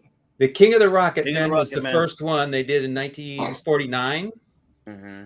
Let's zoom in on that. On that one. Oh yeah. Oh yeah. Drop the comment. Tristan Kaufman. Hell yeah. May Clark from Frankenstein. Wrong comment. There you go. And you can see there's the helmet in this one. Oh, yeah. And you can see the similar sort of pack behind him. He's got a goofy little control box in front. Hell yeah. He'll jump off a trampoline. But this was the character was just King in this movie was his name, hence the name King of the Rocketmen. It was just his last name. But then from then they did the 3 other ones. Radar Men from the Moon. This was the first one where he was called Commando Cody. Mm-hmm. And then the Zombies of the Stratosphere. I love it. And this one stars. It's the first appearance on anything for some guy named Leonard B-Boy. Oh, you never heard of him, Clobby? No, I never don't heard know of if he did much. I think he was in Mission Impossible. He was in some. Yeah. Oh yeah. And a killer. That's about it. And then wasn't he in Battlestar Galactica? Wasn't he in Battlestar Galactica? Yeah, some space show. Yeah, something like that. And the last one was Commando Ooh. Cody. Oh, Nice. That's when he doesn't have the flying suit on. He puts the helmet on top of that. But this is a weird one. The other three were regular chapter play serials. This one was a little different. It could be shown as a chapter play serial, but it was also shown on TV, I think on NBC, as a 13 episode show. But these were the inspiration for the Rocketeer character to begin with. The look and the suit, that sort of thing. I think Dave Stevens did a better job on the helmet, though. There's something about that helmet that just really looks classy on the Rocketeer. Okay, so before we carry forward with the story, and of course Ironcaster's got a thing here. This is the link here Vince Womack posted on the Gilded. This is a link for a lot of Rocketeer influence right here. Please save this link right here. I posted it in the chat. Please save it on your to watch later. If you want further context, further Rocketeer knowledge, influence. This is very essential stuff. Thank you, Vince, for posting it on Gilded. I do appreciate it, sir. And if you're somehow not with me in Gilded, well, there you go. Hop on it. There's your link there. And Dyrus had a great comment here that said, I like this shit because Pete is not some rich scientist, but he knows his shit. He is an experienced mechanic and knows how to study machinery and basic engineering. Facts, my friend. Facts. Thank you for that comment, dude. Just wanted to acknowledge that. I had saved that one and I really wanted to acknowledge it. So thank you. All right. We got to. That's something that I love about Tony Stark. And I keep saying this comic was referenced when they did Iron Man 1. I have that thought, and maybe it was. Maybe you're right. Maybe I was going to get a little bit of that vibe myself, too. I did, too. Right? Oh, I did, too. I thought about, when I was reading this book, I was like, a few months back when I bought it, what's up, Gwagnar? How you doing? The infamous wall page is coming up. You know what? You asked for it. You know what? Fuck it. You guys asked for it. You're gonna get it. All right. Oh no! Make him wait. Make him wait. I'm gonna make him wait. wait. Anticipation. I'm gonna give him the anticipation. Do not come. Do not come. Not only did I give it to you guys, but I skipped over one page to give you this. So don't ever say that I didn't do nice things for you. Ooh. What we got? And I heard Owen Wilson. Wow. Yep. yeah. Yep. Baby. Wowzer. Hold on. Oh, yep. Hold on. Let me pull that one up on my page real quick. This is how so I can you get a sound. closer look. I can get a closer look. Obviously, I got to really inspect the detail properly. I actually had that Let's make page. that into a You poster. are the FBI. You need to keep yourself in check. Oh, that was a poster. Yeah. Oh yeah. Actually, that's almost an idea. I mean, that is literal a Betty Page poster. Look, that's identical to some of her posters. I had the Rocketeer T-shirt with him. It was him posing on it with the airplane and him holding her over her shoulder. Nice. Oh, that's Dave supposed to Stevens. be. Back in the 90s. Have you seen that poster? No, I haven't. I Or want it's that. had it to was a been T-shirt, killer. but it's a classic Rocketeer image. Yeah, I think he had a Well, print of that as well. what's the Yes, meaning of right. this? Who are you? And this is one of my favorite moments in the book because this is when Cliff was just like, okay, I need a way to distract these guys who are trying to get the jetpack. And he uses the address where Mr. Hollywood is at to, say, okay, hey, this is where Peavy is at. And then they go to the house like, oh, wait, hold up. No, this is not where Peavy's at. This is where this photo Or is this shoot's where going Peavy's- on. This is a great distraction technique from Cliff for more reasons than one. Obvious reasons, A, but B, also for his own benefit, and C, to also make Mr. Hollywood piss off. So it's A, B, and C. That is smart writing. You didn't just have an A, you had a B, and you had a C. You didn't even have to go to option C, but Dave Stevens went there, and he I feel like this page benefits from not obviously just from a visual standpoint, but from a substance standpoint. I mean, if anyone feels different, I would like to hear it. Or if you feel the same way, I'd love to hear that even more so. No, I think you're right. I think I always got a kick out of this because we were talking about earlier. She was she was modeled on his ex-wife, right? Imagine asking your ex-wife, honey, look, I know we don't sleep together anymore and all of that kind of stuff, but I need you to pose for this picture so my artist can draw it perfectly. And you know what? Hey, just come over to the house. I know you haven't been over for a while. We haven't talked for a while. Just come over for the weekend real quick. We'll take a couple of pictures and then my artist can draw it accurately. I swear, I promise it's just for the comic book, honey. I don't want to see you naked again. Oh, he could just watch an old DVD for that. They didn't have DVDs back there. We invented it just to do it. This is where we meet the creeper and then some, and it turns into some. Well, actually, my these Hollywood parade, and there's the best picture. But do you know who these two men are? The two men that he sends over. Clobby does, but I don't. Do any of you guys know who they are? I do no idea. I read too far. Because this, I mean, he's a big pulp guy, and these two characters. Monk and Ham. What? Yep. Oh, from Doc Savage. They work for Doc Savage. Okay, guys. Sci-Fi Me TV, you get the best. I am so jealous of you. You get the best interviews, Sci-Fi Me TV. Okay.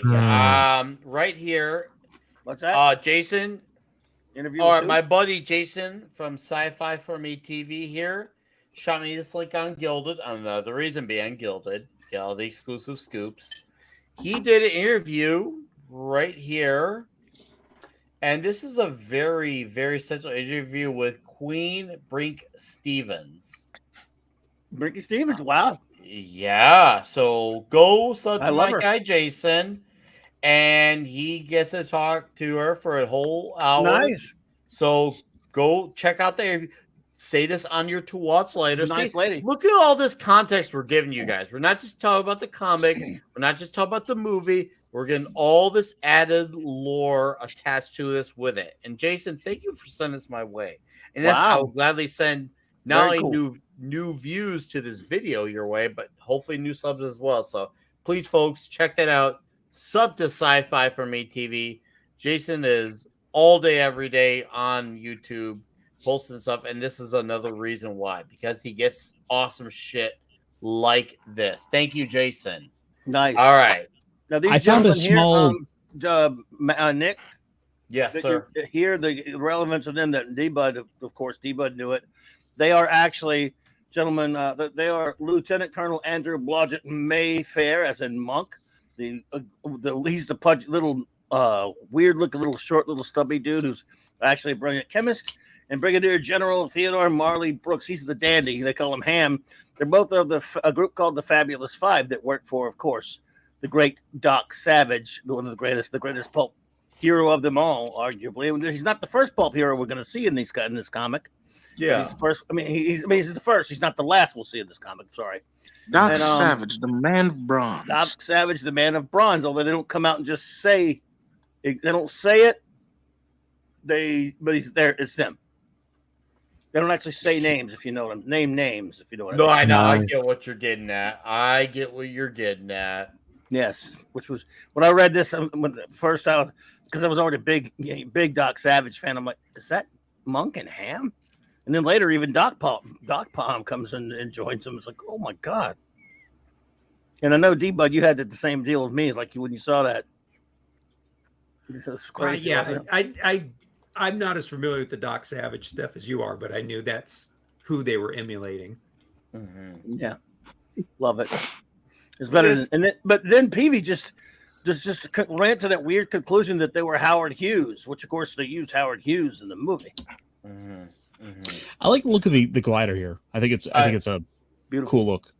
It's a good fit too, like with the name and all. It's a very, very good fit here with the locust. It gives once again Cliff a moment to finally correct some of the mistakes of what he had done earlier when he realized that, okay, everything I do with my jetpack earlier was pretty much a fumble. But here I could try to do a few things right. And the way he goes about, obviously, he still makes some rookie mistakes. We all see and learn inevitably later on.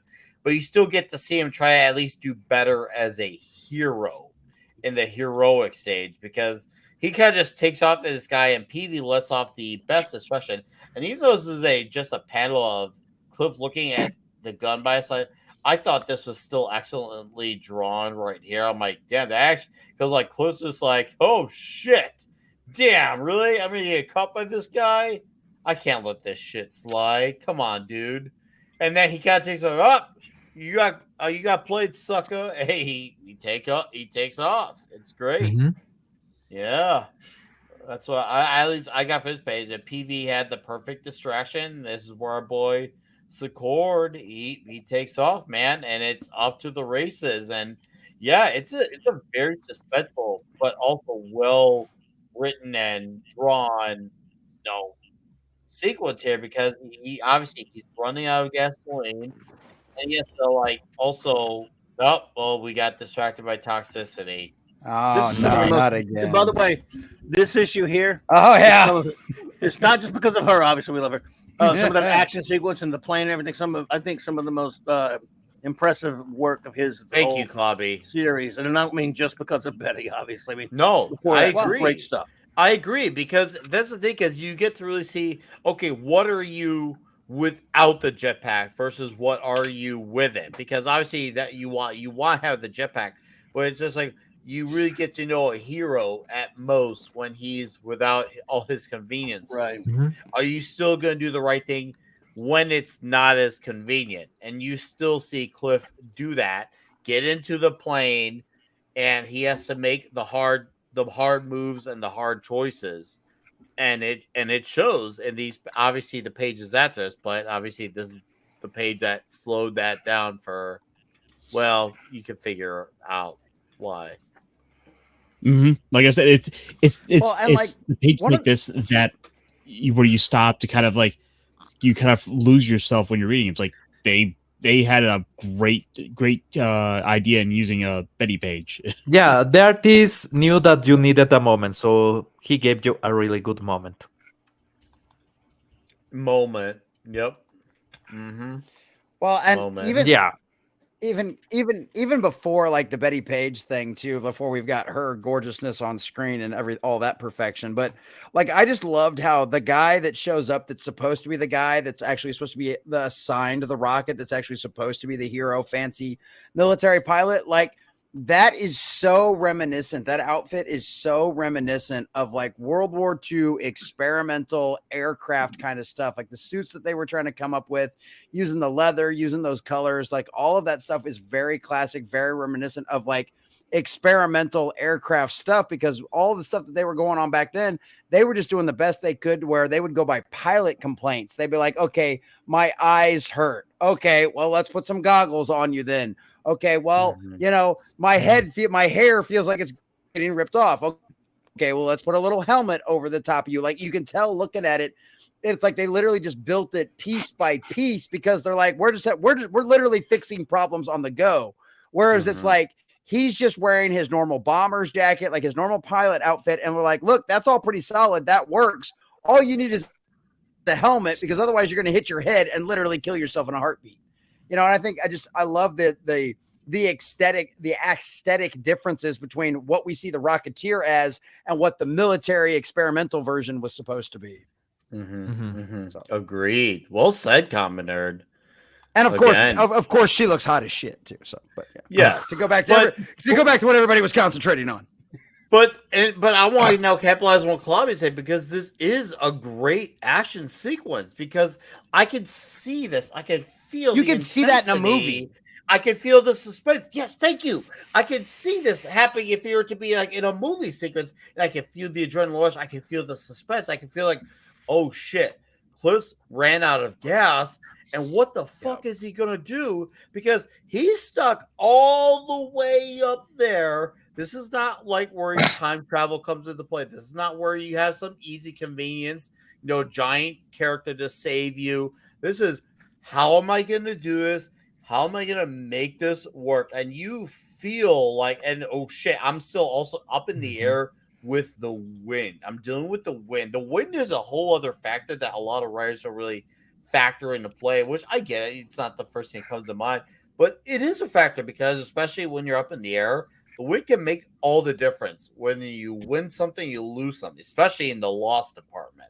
That could be the Well, and difference. If you get hit by a plane, if you get like, it's seriously, it can be. It makes all the difference on how shit goes down. Well, when it comes to aircraft too, that is such a huge factor. And one of the things that I noticed reading through this book, and now with my experience I have being in aircraft, dealing with aircraft, looking back at even the movie, like that scene where he was like, "Hey, what did you do about the fuel cells?" And that look on Peavy's face where he's like, "Oh shit." I'm like, I knew exactly what he was thinking. Because if you're in the air, especially on something that doesn't have like actual legitimate wings, you run out of fuel, that engine stops, you're coming down like a rock. Like it is over. So anybody that read this knowing anything about aircraft or like the physics and all that kind of stuff that has to involve with it, you knew exactly what that meant. And then seeing him take off like that and going down and seeing all the maneuvers that pilot had to do in order to catch him and then get him to this experimental plane, you're like, no, I get all of that. Like that whole, the wind, the way it's blowing across you, every single aspect of that matters. And that's why like the technology has gotten so advanced with computers being able to calculate all of that. Back then in these day and age, these guys were literally flying by the seat of their pants because if a storm blew in, you didn't have radar or something like that to predict that.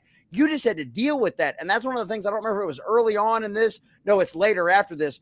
But you deal with the idea of flying through a storm and how that actually affects you. And what you were saying, Nick, with the wind, 100% dead on right. That may, if you have 25 mile an hour winds coming out of the north, that makes a world of difference than if it's even 20 miles an hour coming out of the north. Yeah, no, it's a huge difference how everything plays out. Like especially once again, like all you have to do is take a leap off an airplane because that's what Cliff has to do. He has to take a leap off one plane to get onto another to infiltrate the other plane. He could have lied down that second plane or even the first plane and had a not so smooth deck to the face by that plane. That could have clocked his head off. Well, and I think this is the other thing too, is this shows you that at least on some level, at some point, there was either somebody in the writer's room or somebody who was an artist that actually went to somebody who has been involved with airplanes, somebody who has either engineered them or somebody who has flown them and went, what are the problem? What would actually happen in this situation? Well, there's only one somebody here. It's Dave. He did Dave Stevens did everything.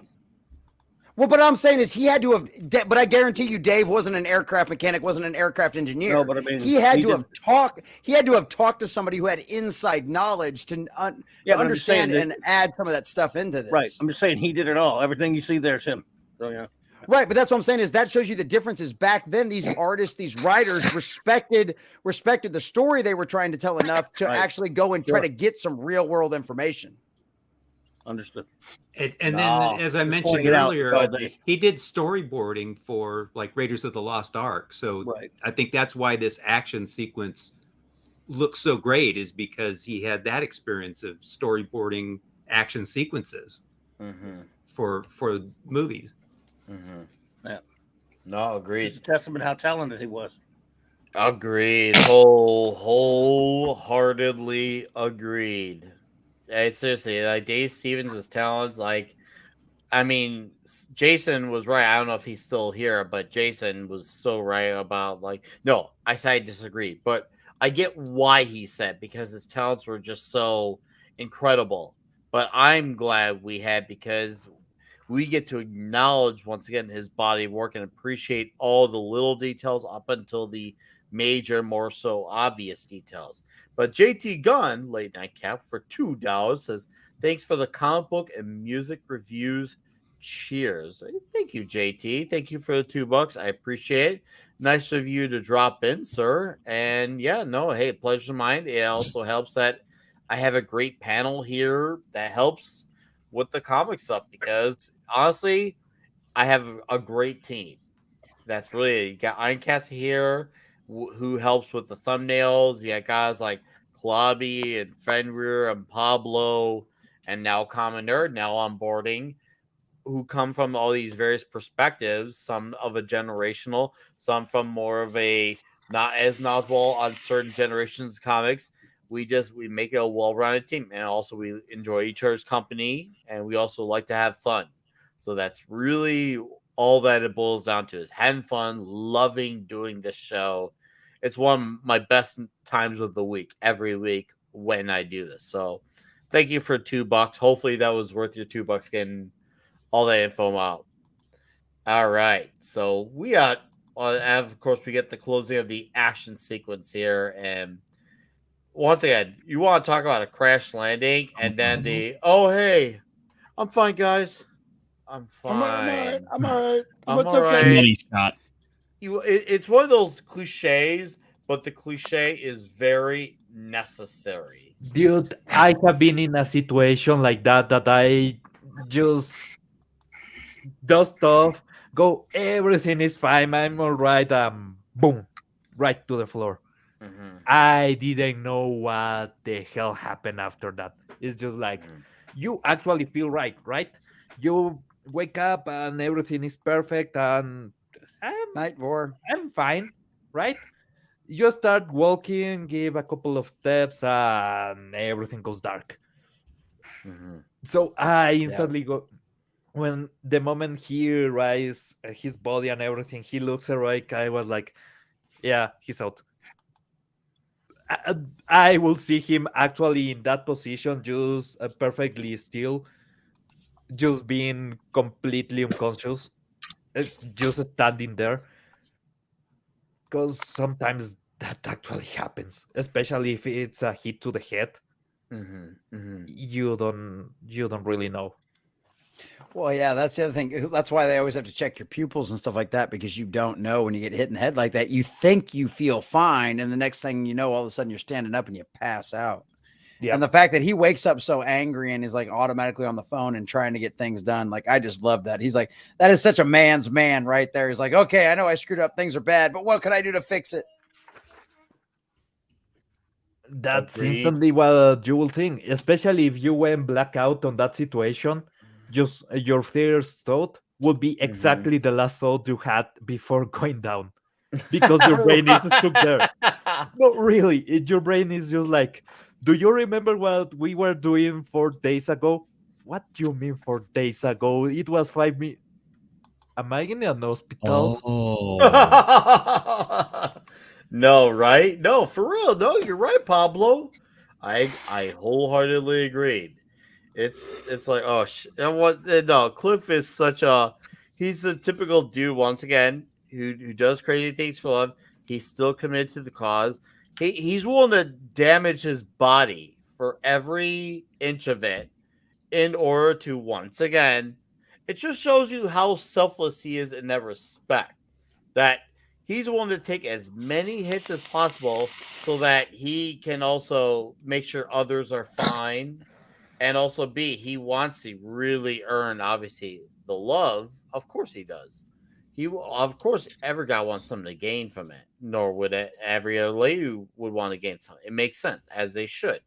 He's But also, gaining he ass. really wants to make sure, like, everything is fine and not with scum. And that's how it should be. It makes sense when and once again, I love too, once again, with these stories. This is another little thing. I don't think we've really touched on this element, but it's the element of, and I get why they work it for its time, but with a phone call, a traditional phone call. And I had to emphasize on this because don't get me wrong, I love cell phones. I use it, obviously, and it has worked a lot of great advantages to my life but the one flaw, and I think it's because not just because of mind control, that's for a yelling at park cars conversation, but it's more of a storytelling device because you add that suspense when, oh crap, if I don't get a hold of them at home, where could they be?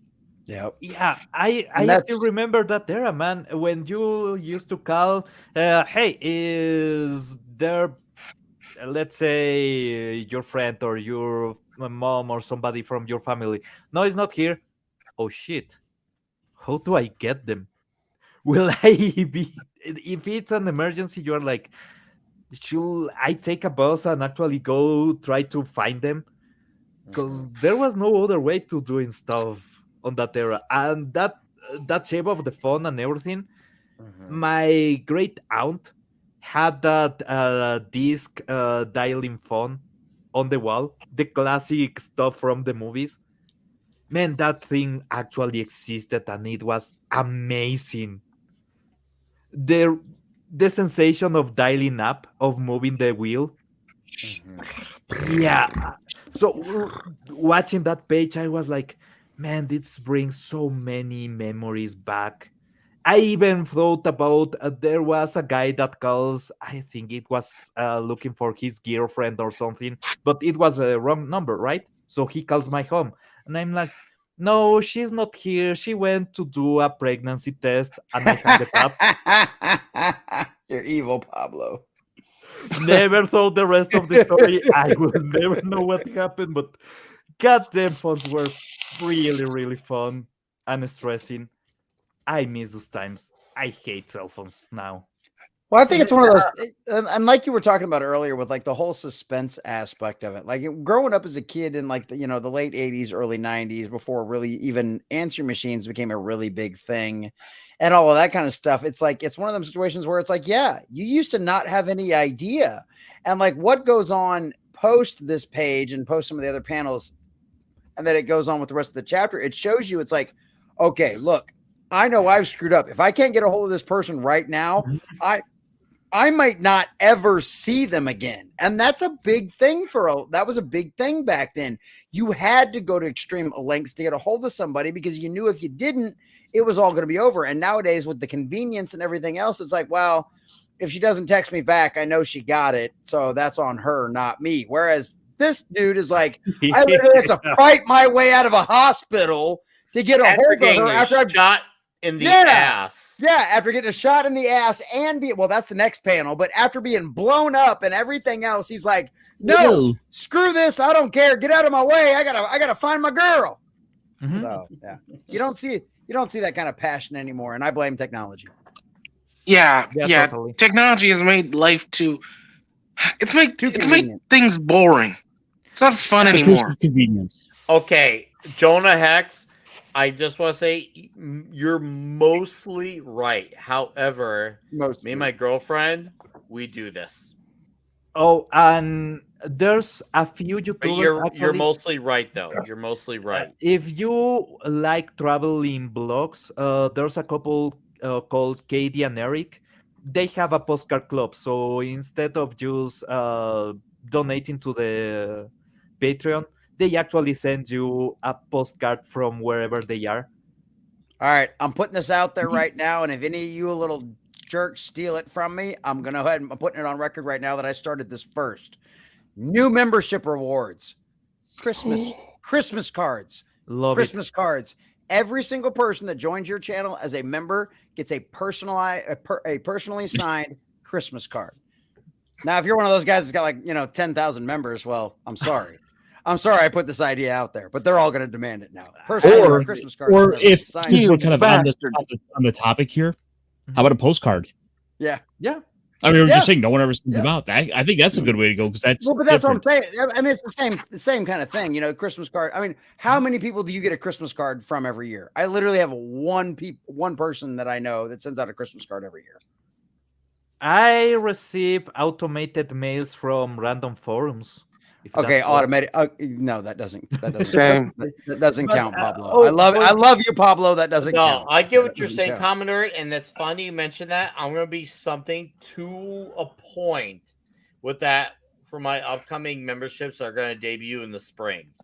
to a point. Okay, well, I put it out there publicly first, so I'm gonna go ahead and do that too. Oh no, I I put it out already there unveiled the idea a few weeks ago, but I get what you're saying. Damn it!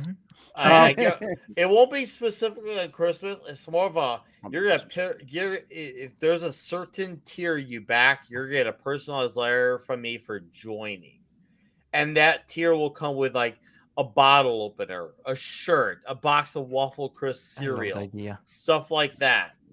There is a certain tier for that. Now, obviously, if you don't want to join, if you want to buy that merch all separately, you can obviously spend more money for each of those things, but you can save money on those items if you purchase the tier. And yes, RSQ, it will be absolutely massively huge. Trust me. Yeah, trust me. I'm right now. I'm eyeing at a few companies as far as the bottle openers and the shirts. But yes, it's gonna be shirts, bottle openers, personalized letters to each person individually too. I'm gonna acknowledge them by name, and I'm gonna also, of course, have boxes of Waffle Crisp cereal as well, even to overseas people as well, because it's the least I could do, especially for the overseas people as well. So yes, I will be doing that for the bigger tier. Absolutely, will be doing that. I don't know if I'll do many, so I'm not gonna probably get much of each print. I'll probably just do like 50 bottle openers at 50 shirts, 60 shirts. But if I happen to blow through them all, we'll cross that bridge if we get there. But yes, it's gonna be fun and it's gonna be great, and I want to make sure I give people an incentive to join. And if they want to just stick with the basic emojis, that's fine too. Every little bit helps. But let's get out of this book because we're gonna go through this part, and then we're gonna wrap it up. I had a thought. We were talking about how the phone is actually a plot device and everything, right? And it's something that I have been thinking a lot. How not only stories but life have become really lame because of technology. And I love seeing in the pages things that are just analog and old school. And Same here, brother. I work with software. I literally have worked with any kind of software imaginable, from pharmaceutical to banking to just web pages for random guys, right? I'm the guy that has built computers, do all kind of crazy thing with hardware. Narratively, I hate computers. Are just too convenient. In life, I prefer just analog mechanical locks. I prefer just having everything mechanical because I like the sensation after working with machines so much. But I have to acknowledge, even over my distrust of technology, the fact is that narratively is lazy. It's really lazy. You can make a computer solve the mystery in just a second. But if you have a guy that needs to go and see the clues and fetch everything and understand the reality of the situation, is way more impactful.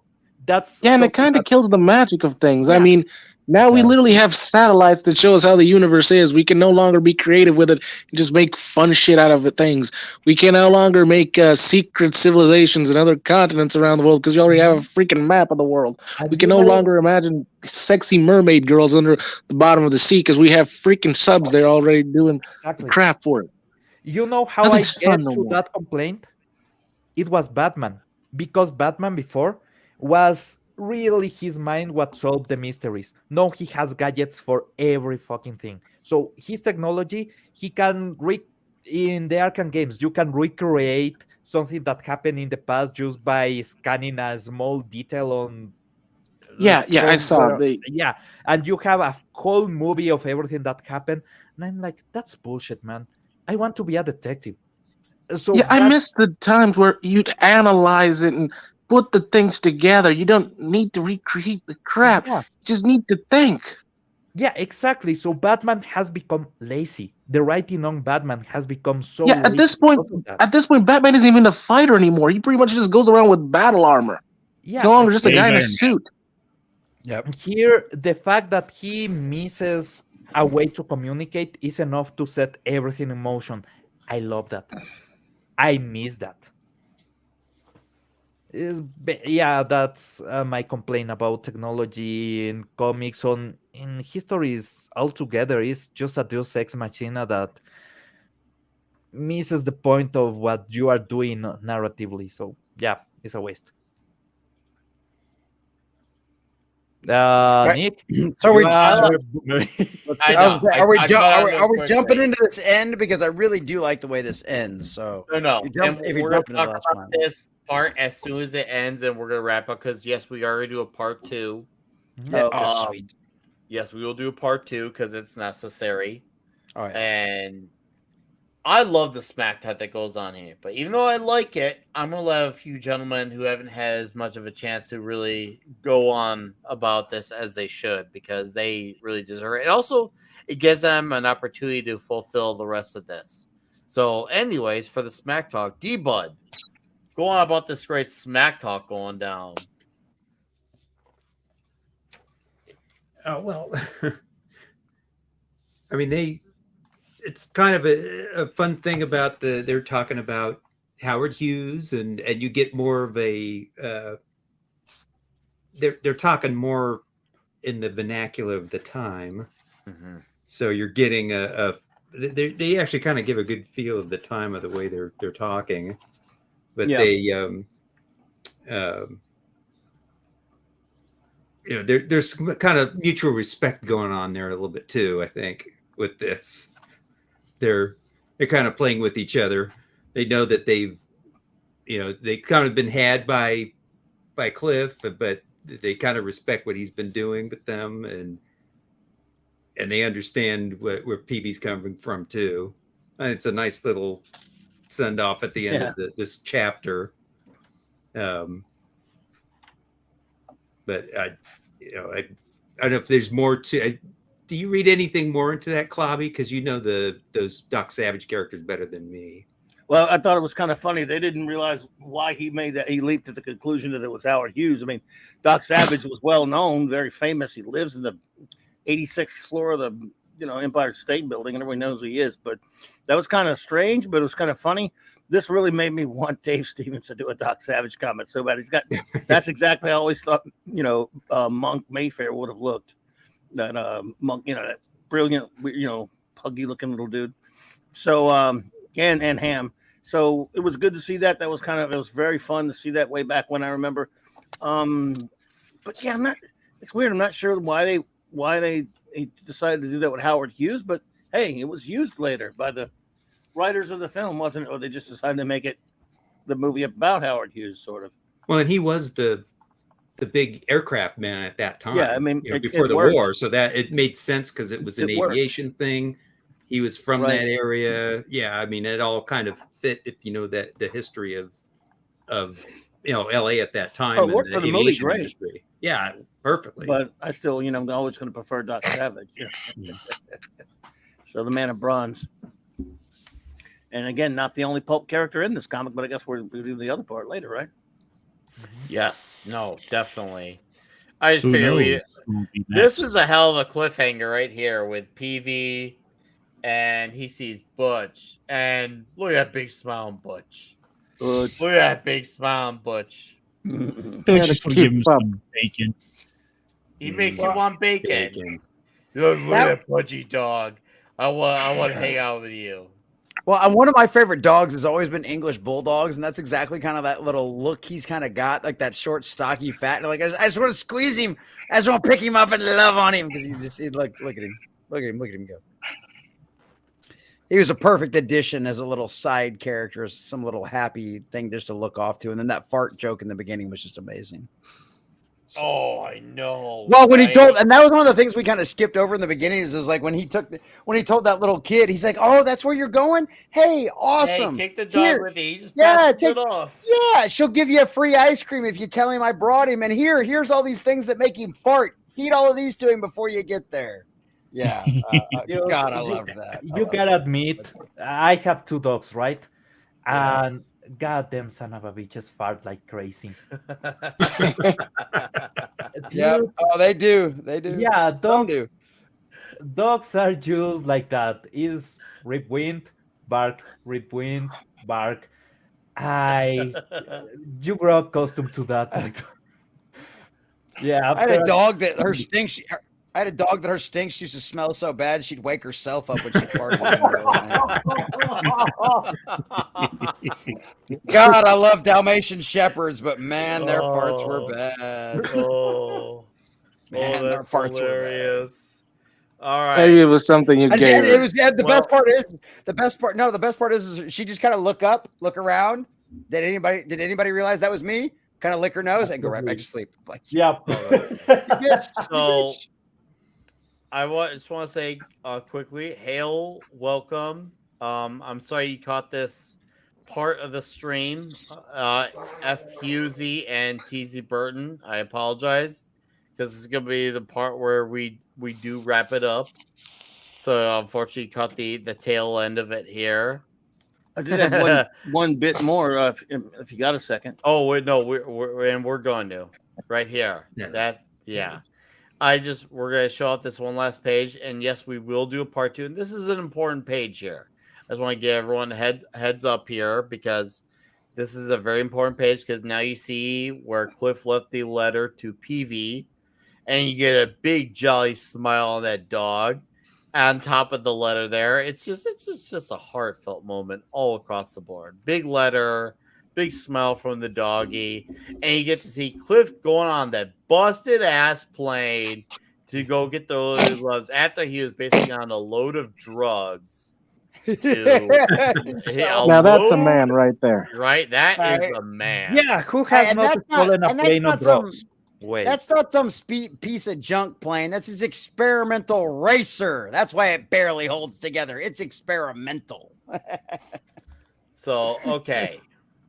Chat, just so we know, here's what's going to go on. Next week, we are going to take a week off because I do have some personal things to attend to.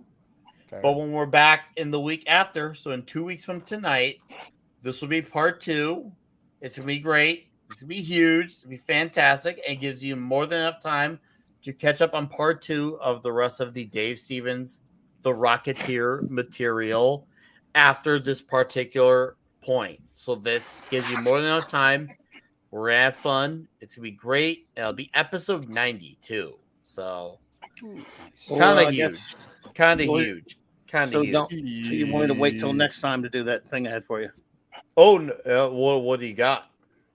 I told you a bit of an anecdote pertinent to the history of Dave Stevens and the Rocketeer. It won't take long. I sent you some pictures in the Twitter chat.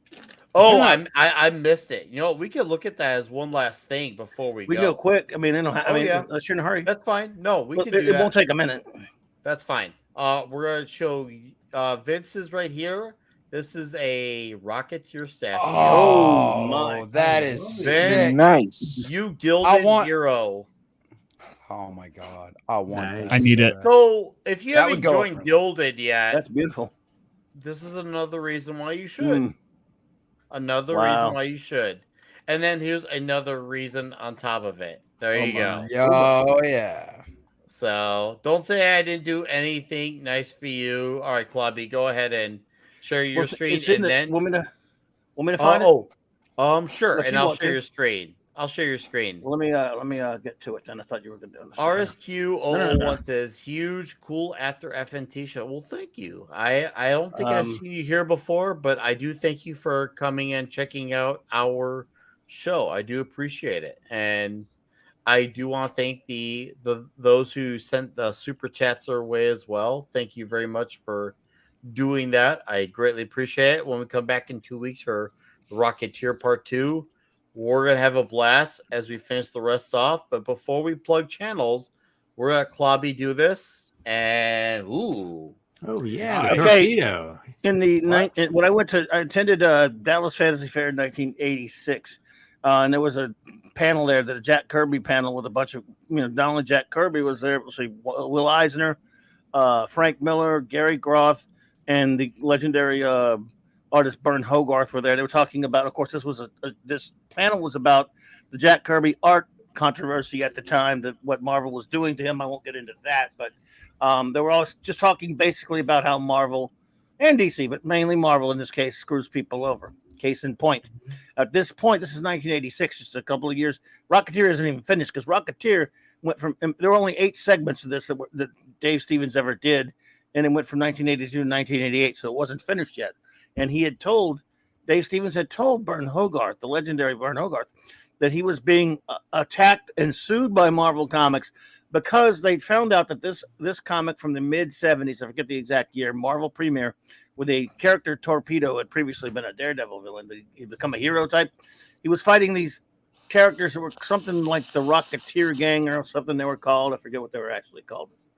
And because of that, Marvel, and again, remember, we're talking about independent comic, only available in comic shops. Rocketeer was critically successful. It wasn't like it was threatening, DC or Marvel that much or anything. But the scumbags decided to go after him. And then a funny thing happened. A good friend of mine that I don't know if he's here tonight listening, who lives, I've known him for about 40 years. My friend Minimus, we call him over there. His name is Claude. He discovered something funny.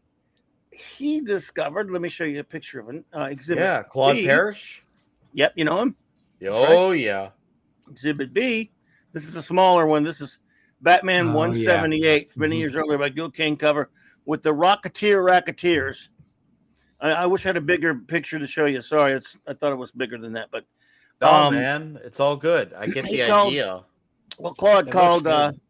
He called the Comics Journal, who were trying to help with the case, who were on Dave Stevens' side at the time. Called Gary Groth with the Comics Journal, and he told them about the comic, and they go, "Oh wow, can you send that to us?" And he said, "Don't you have a comic shop up there you get it from?" But they couldn't. They asked him, so he mailed it to him. The Comics Journal gave that to Dave Stevens' lawyer, and it got Marvel off of his back. And a couple of years later, we were at some I forgot which one it was. He got on an elevator with Dave Stevens, and he told him, he said, I mean, you wouldn't. I guess anyone would do this as a fan. Go, well, I'm the guy that sent that comic to the Comics Journal with that Batman comic, and Stevens knew about it. He said, "Oh, thanks." So at least got a thanks out of him, which is pretty cool. Again, a weird anecdotal story, but it is true, and just goes to show you what a bunch of petty maggots Marvel Comics and DC Comics have been throughout their history. Oh yeah, the thing is that they had quality. They were never really moral with their artists. They were always looking at ways to just rip them off. But at least the stories and the artists that they had, that was quality. Mm-hmm. That's what changed. They are still ripping off artists. Petty. Yeah, but the artists that they have now are not worth even what they are paying them. If you think about the artists that they had before, there's no way Jack Kirby ever got compensated for the amount of things that he did. Not even close. Never will be. It's exactly that. It will never be. But this is just an example of the pettiness, though, because this is not even. Look, Jack Kirby was a threat to them. This is a comic that nobody, Rocketeer. And again, what we're reviewing tonight and next week, or the week after next, they're 8 segments. It took him from 1982 to 1988 to do 8 segments. Imagine how, so around the middle of that run before it was over, they went after him. Of course, that's another thing. Look how phenomenal it must be, that comic, critically, to get a movie made that quickly based on 8 chapters of a comic. So it's almost like, the quality paid off, and, he didn't worry about rushing it. It's just like, it comes out when it comes out. And if it gets acknowledgement to some degree, hey, that's a big old icing on the cake. And obviously, it went to have on this very slow burn recognition over time. So I'd say, in my opinion, the efforts were worth it. Like, obviously, I can imagine, for living that time, it definitely could have been frustrating. Now, I'll admit, I probably would have played a part in it. I'll admit it.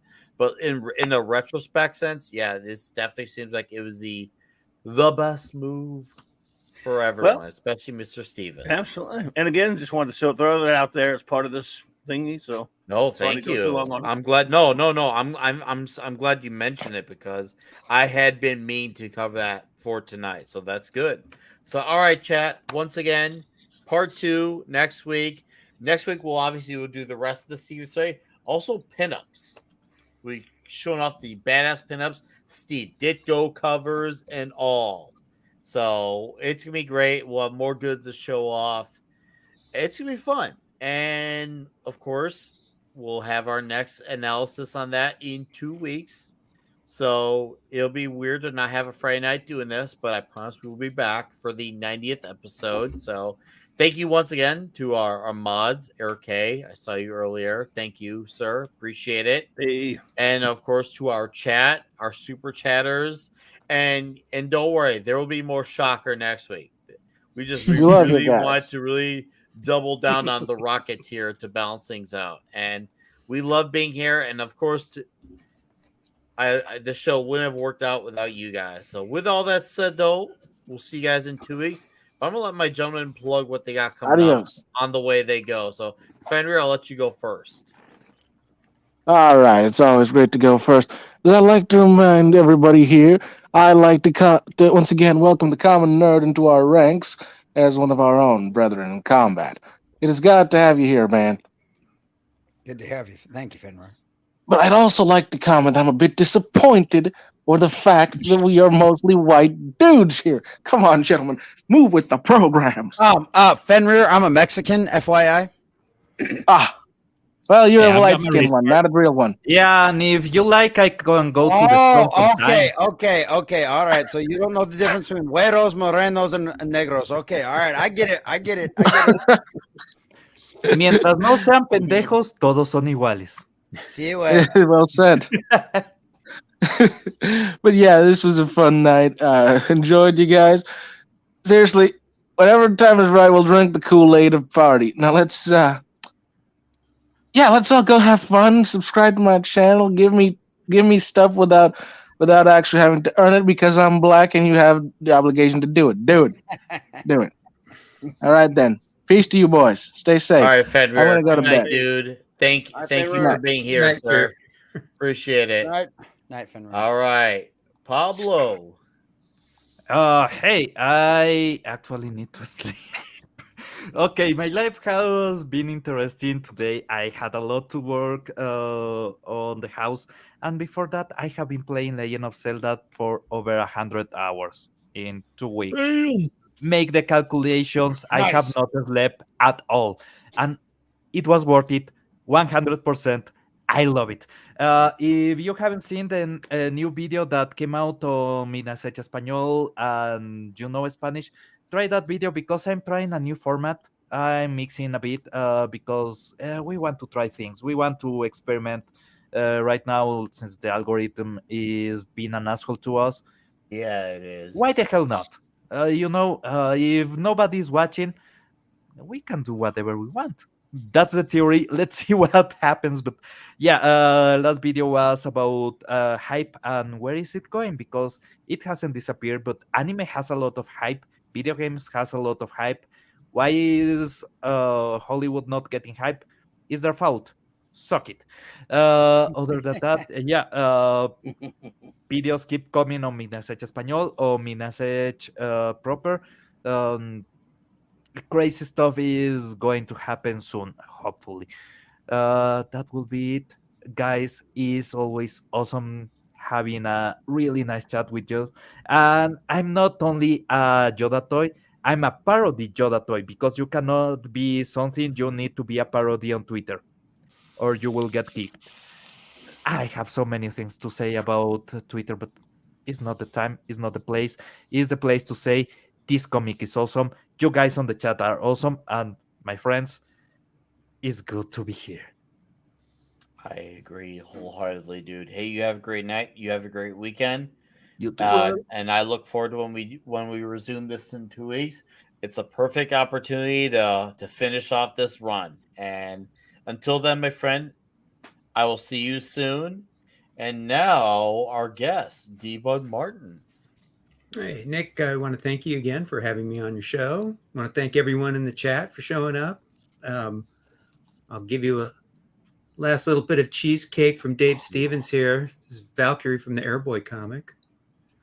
But you find me, I'm wrenching around on several channels, Midnight's Edge, Mead Radio. Right. I'm doing a Valiant Renegade now. He has a show 5 p.m. on Central on his channel on Sunday nights. And some guy named Clobbering Times, I do his shows Never too heard of him. sometimes. Who? Yeah. And our friend Brian, that 70s rock fan, much for him, and he's going to have a birthday bash on Monday. So hopefully I'll see you guys there for his 60th Yeah. birthday party. Oh, don't worry. 660. I'm gonna come, and it's gonna be great. But not on this. Jeez. That is a nice Thanks guy. again, Nick. D I just Bud, need another minute. awesome having you as a guest as always. When we can Yeah, have buddy. you, you have a great night, Love have a being great here. weekend, and I look Yeah. forward to resuming part 2. We're gonna have one extra ride out of this, and that's not a bad thing. It's a great thing. Yes, it is. Thanks, Nick. Ironcaster. You can find me tomorrow over on the T-shirt Historians for the Week in Geek. And for once, I feel like we're not talking about Wizards of the Coast tomorrow. It's been like every week since October. Tuesday I'll be on Talk Hard with Pops and Loki, where I think we're talking Cloak and Dagger for something for a little something else to check out this week. Nice. Dabney That's Cole. good. I've got the links to that. I've got the links to a bunch of the pop streams for Talk Hard linked onto the Gilded. So, by the way, that's great for posting links to your shows, people. I do allow it on my Gilded. Another reason why you gotta sign up. I will post Nick? the Gilded link. Always fun. Agreed. Oh, this Agreed. has been such a great delving into this. Like it got me this week looking at some other things. Like I was kind of getting into a little bit of like other kind of Rocketeer inspired RPG books. I don't know. Maybe we'll just do a random one off one of these nights on the Gilded. That might be fun. I like Anyone? that idea. I like that idea a lot. We definitely gotta have a Gilded exclusive. I think our chat deserves that. Caster, have a great weekend. Have a great week. I look forward to, as always, being in touch throughout the 2 weeks. And until then, my friend. Yeah. All right, Clubby.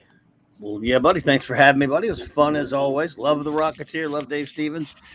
May he rest in peace, and thank him for the wonderful thing he left all of us. And I also love the great Betty Page.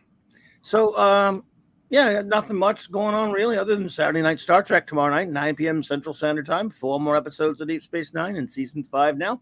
In our quest to review all of Trek with my wonderful first officer, R.M. Briggs. And again, I think it's I guess I didn't say it, 9 p.m. Central. No Sunday Night Geek Group. Mark D. He is out on a special away mission, so he will not be back for a while. But Monday night, Mark C. Comics Talk. It is Superman month on Clobbering Times, and that'll be the big Superman birthday celebration. So 2 Supermen are celebrating a birthday this Monday. That 70s rock band and the one we call the Menace, the deal. So yeah, and of course all the other appearances throughout the week. Thank you, Nicholas. It's been a pleasure, buddy, and thank you all. Everyone have a wonderful remainder of your weekend. Agreed. And Clubby, always a pleasure to have you. And yes, it has been a blast to go over this run. I cannot wait to do this again for part 2. It's when you're having a good time when a part 2 is warranted. That's a sign that okay, we're having fun here. This is good. We're loving it. Chat's loving it. It's meant to be. So until then, my friend, have a great night. Have fun on Saturday Night Trek. As always, I see you almost every day. It's a gift that keeps on giving, sir. And as for me, I've got a pizza video coming out. Nice. Ooh. It's going to come out in a few days, along with my Sean E-Step unboxing video as well. So 2 videos to get next week. Maybe 3. We'll see. And of course, no comic shop because we'll be back in 2 weeks. So you get 2 videos, maybe 3. And of course, John Wick Toxic Tuesday. So Nice. that's all said. Thank you all for being here. This is Eric K for $2. Who? Wobbering Climbs. Never heard of it. Eric could kill me with 2 books. Thank you, Eric. All right, guys. Thank you again for your support. See you. Thanks, Nick. I'm glad I got to plug all my stuff. Oh, Common Nerd. I forgot you. I'm sorry. Plug. That's, boys and girls, how you know we've had a really good comic shop top. We've got to talk about an incredible comic book, The Rocketeer. We've had an absolute great time hanging out with all of our friends. It's been a wonderful time. Thank you, obviously, Nick, for having me here. I am Jesse with the Common Nerd. I bring you pop culture and all things nerdy through a common sense lens. I do pop culture news videos all the time, nerd stuff, but on the important part is on Sundays, we do a little stream where we compare the morality that is taught in modern pop culture compared to the morality that is taught in the Bible. We do that from 2 to 3 p.m. on Sundays, every single Sunday. Come and check that out. And then on Wednesday nights, we do Winding Down Wednesdays where you guys can come hang out. We have special guests every week. We talk about all kinds of different things. Those of you that liked the Betty Page sections of this particular comic strip that we went over last night, definitely join us on Winding Down Wednesdays because you will absolutely love one of our, she started out as a guest and now she's currently made herself a permanent co-host, Sevi Love from Geeks and Gamers Tabletop and also from Twitch fame. If you liked Betty Page, if you like the blonde version of Betty Page, definitely come check and hang out with us on Wednesday nights because you will definitely enjoy the scenery. So yes, thank you, Nick, for having me here. This Rocketeer has been an absolute blast. And I am so glad to be part of the team. And I love all of the chat that's been there. I said hi to you guys, as many of you as I could. And I thank you all so very much for being here because without all of you in the chat, we would literally just be sitting here talking to ourselves, and that would be extremely boring. So thanks, Nick. Rocketeer. No, thank Cheers. you, my friend. Looking forward to seeing you in 2 weeks doing part 2. It's going to be huge. All right. Huge. All right. Before we go, we're going to give you one last resounding. Ready, guys? Yeah.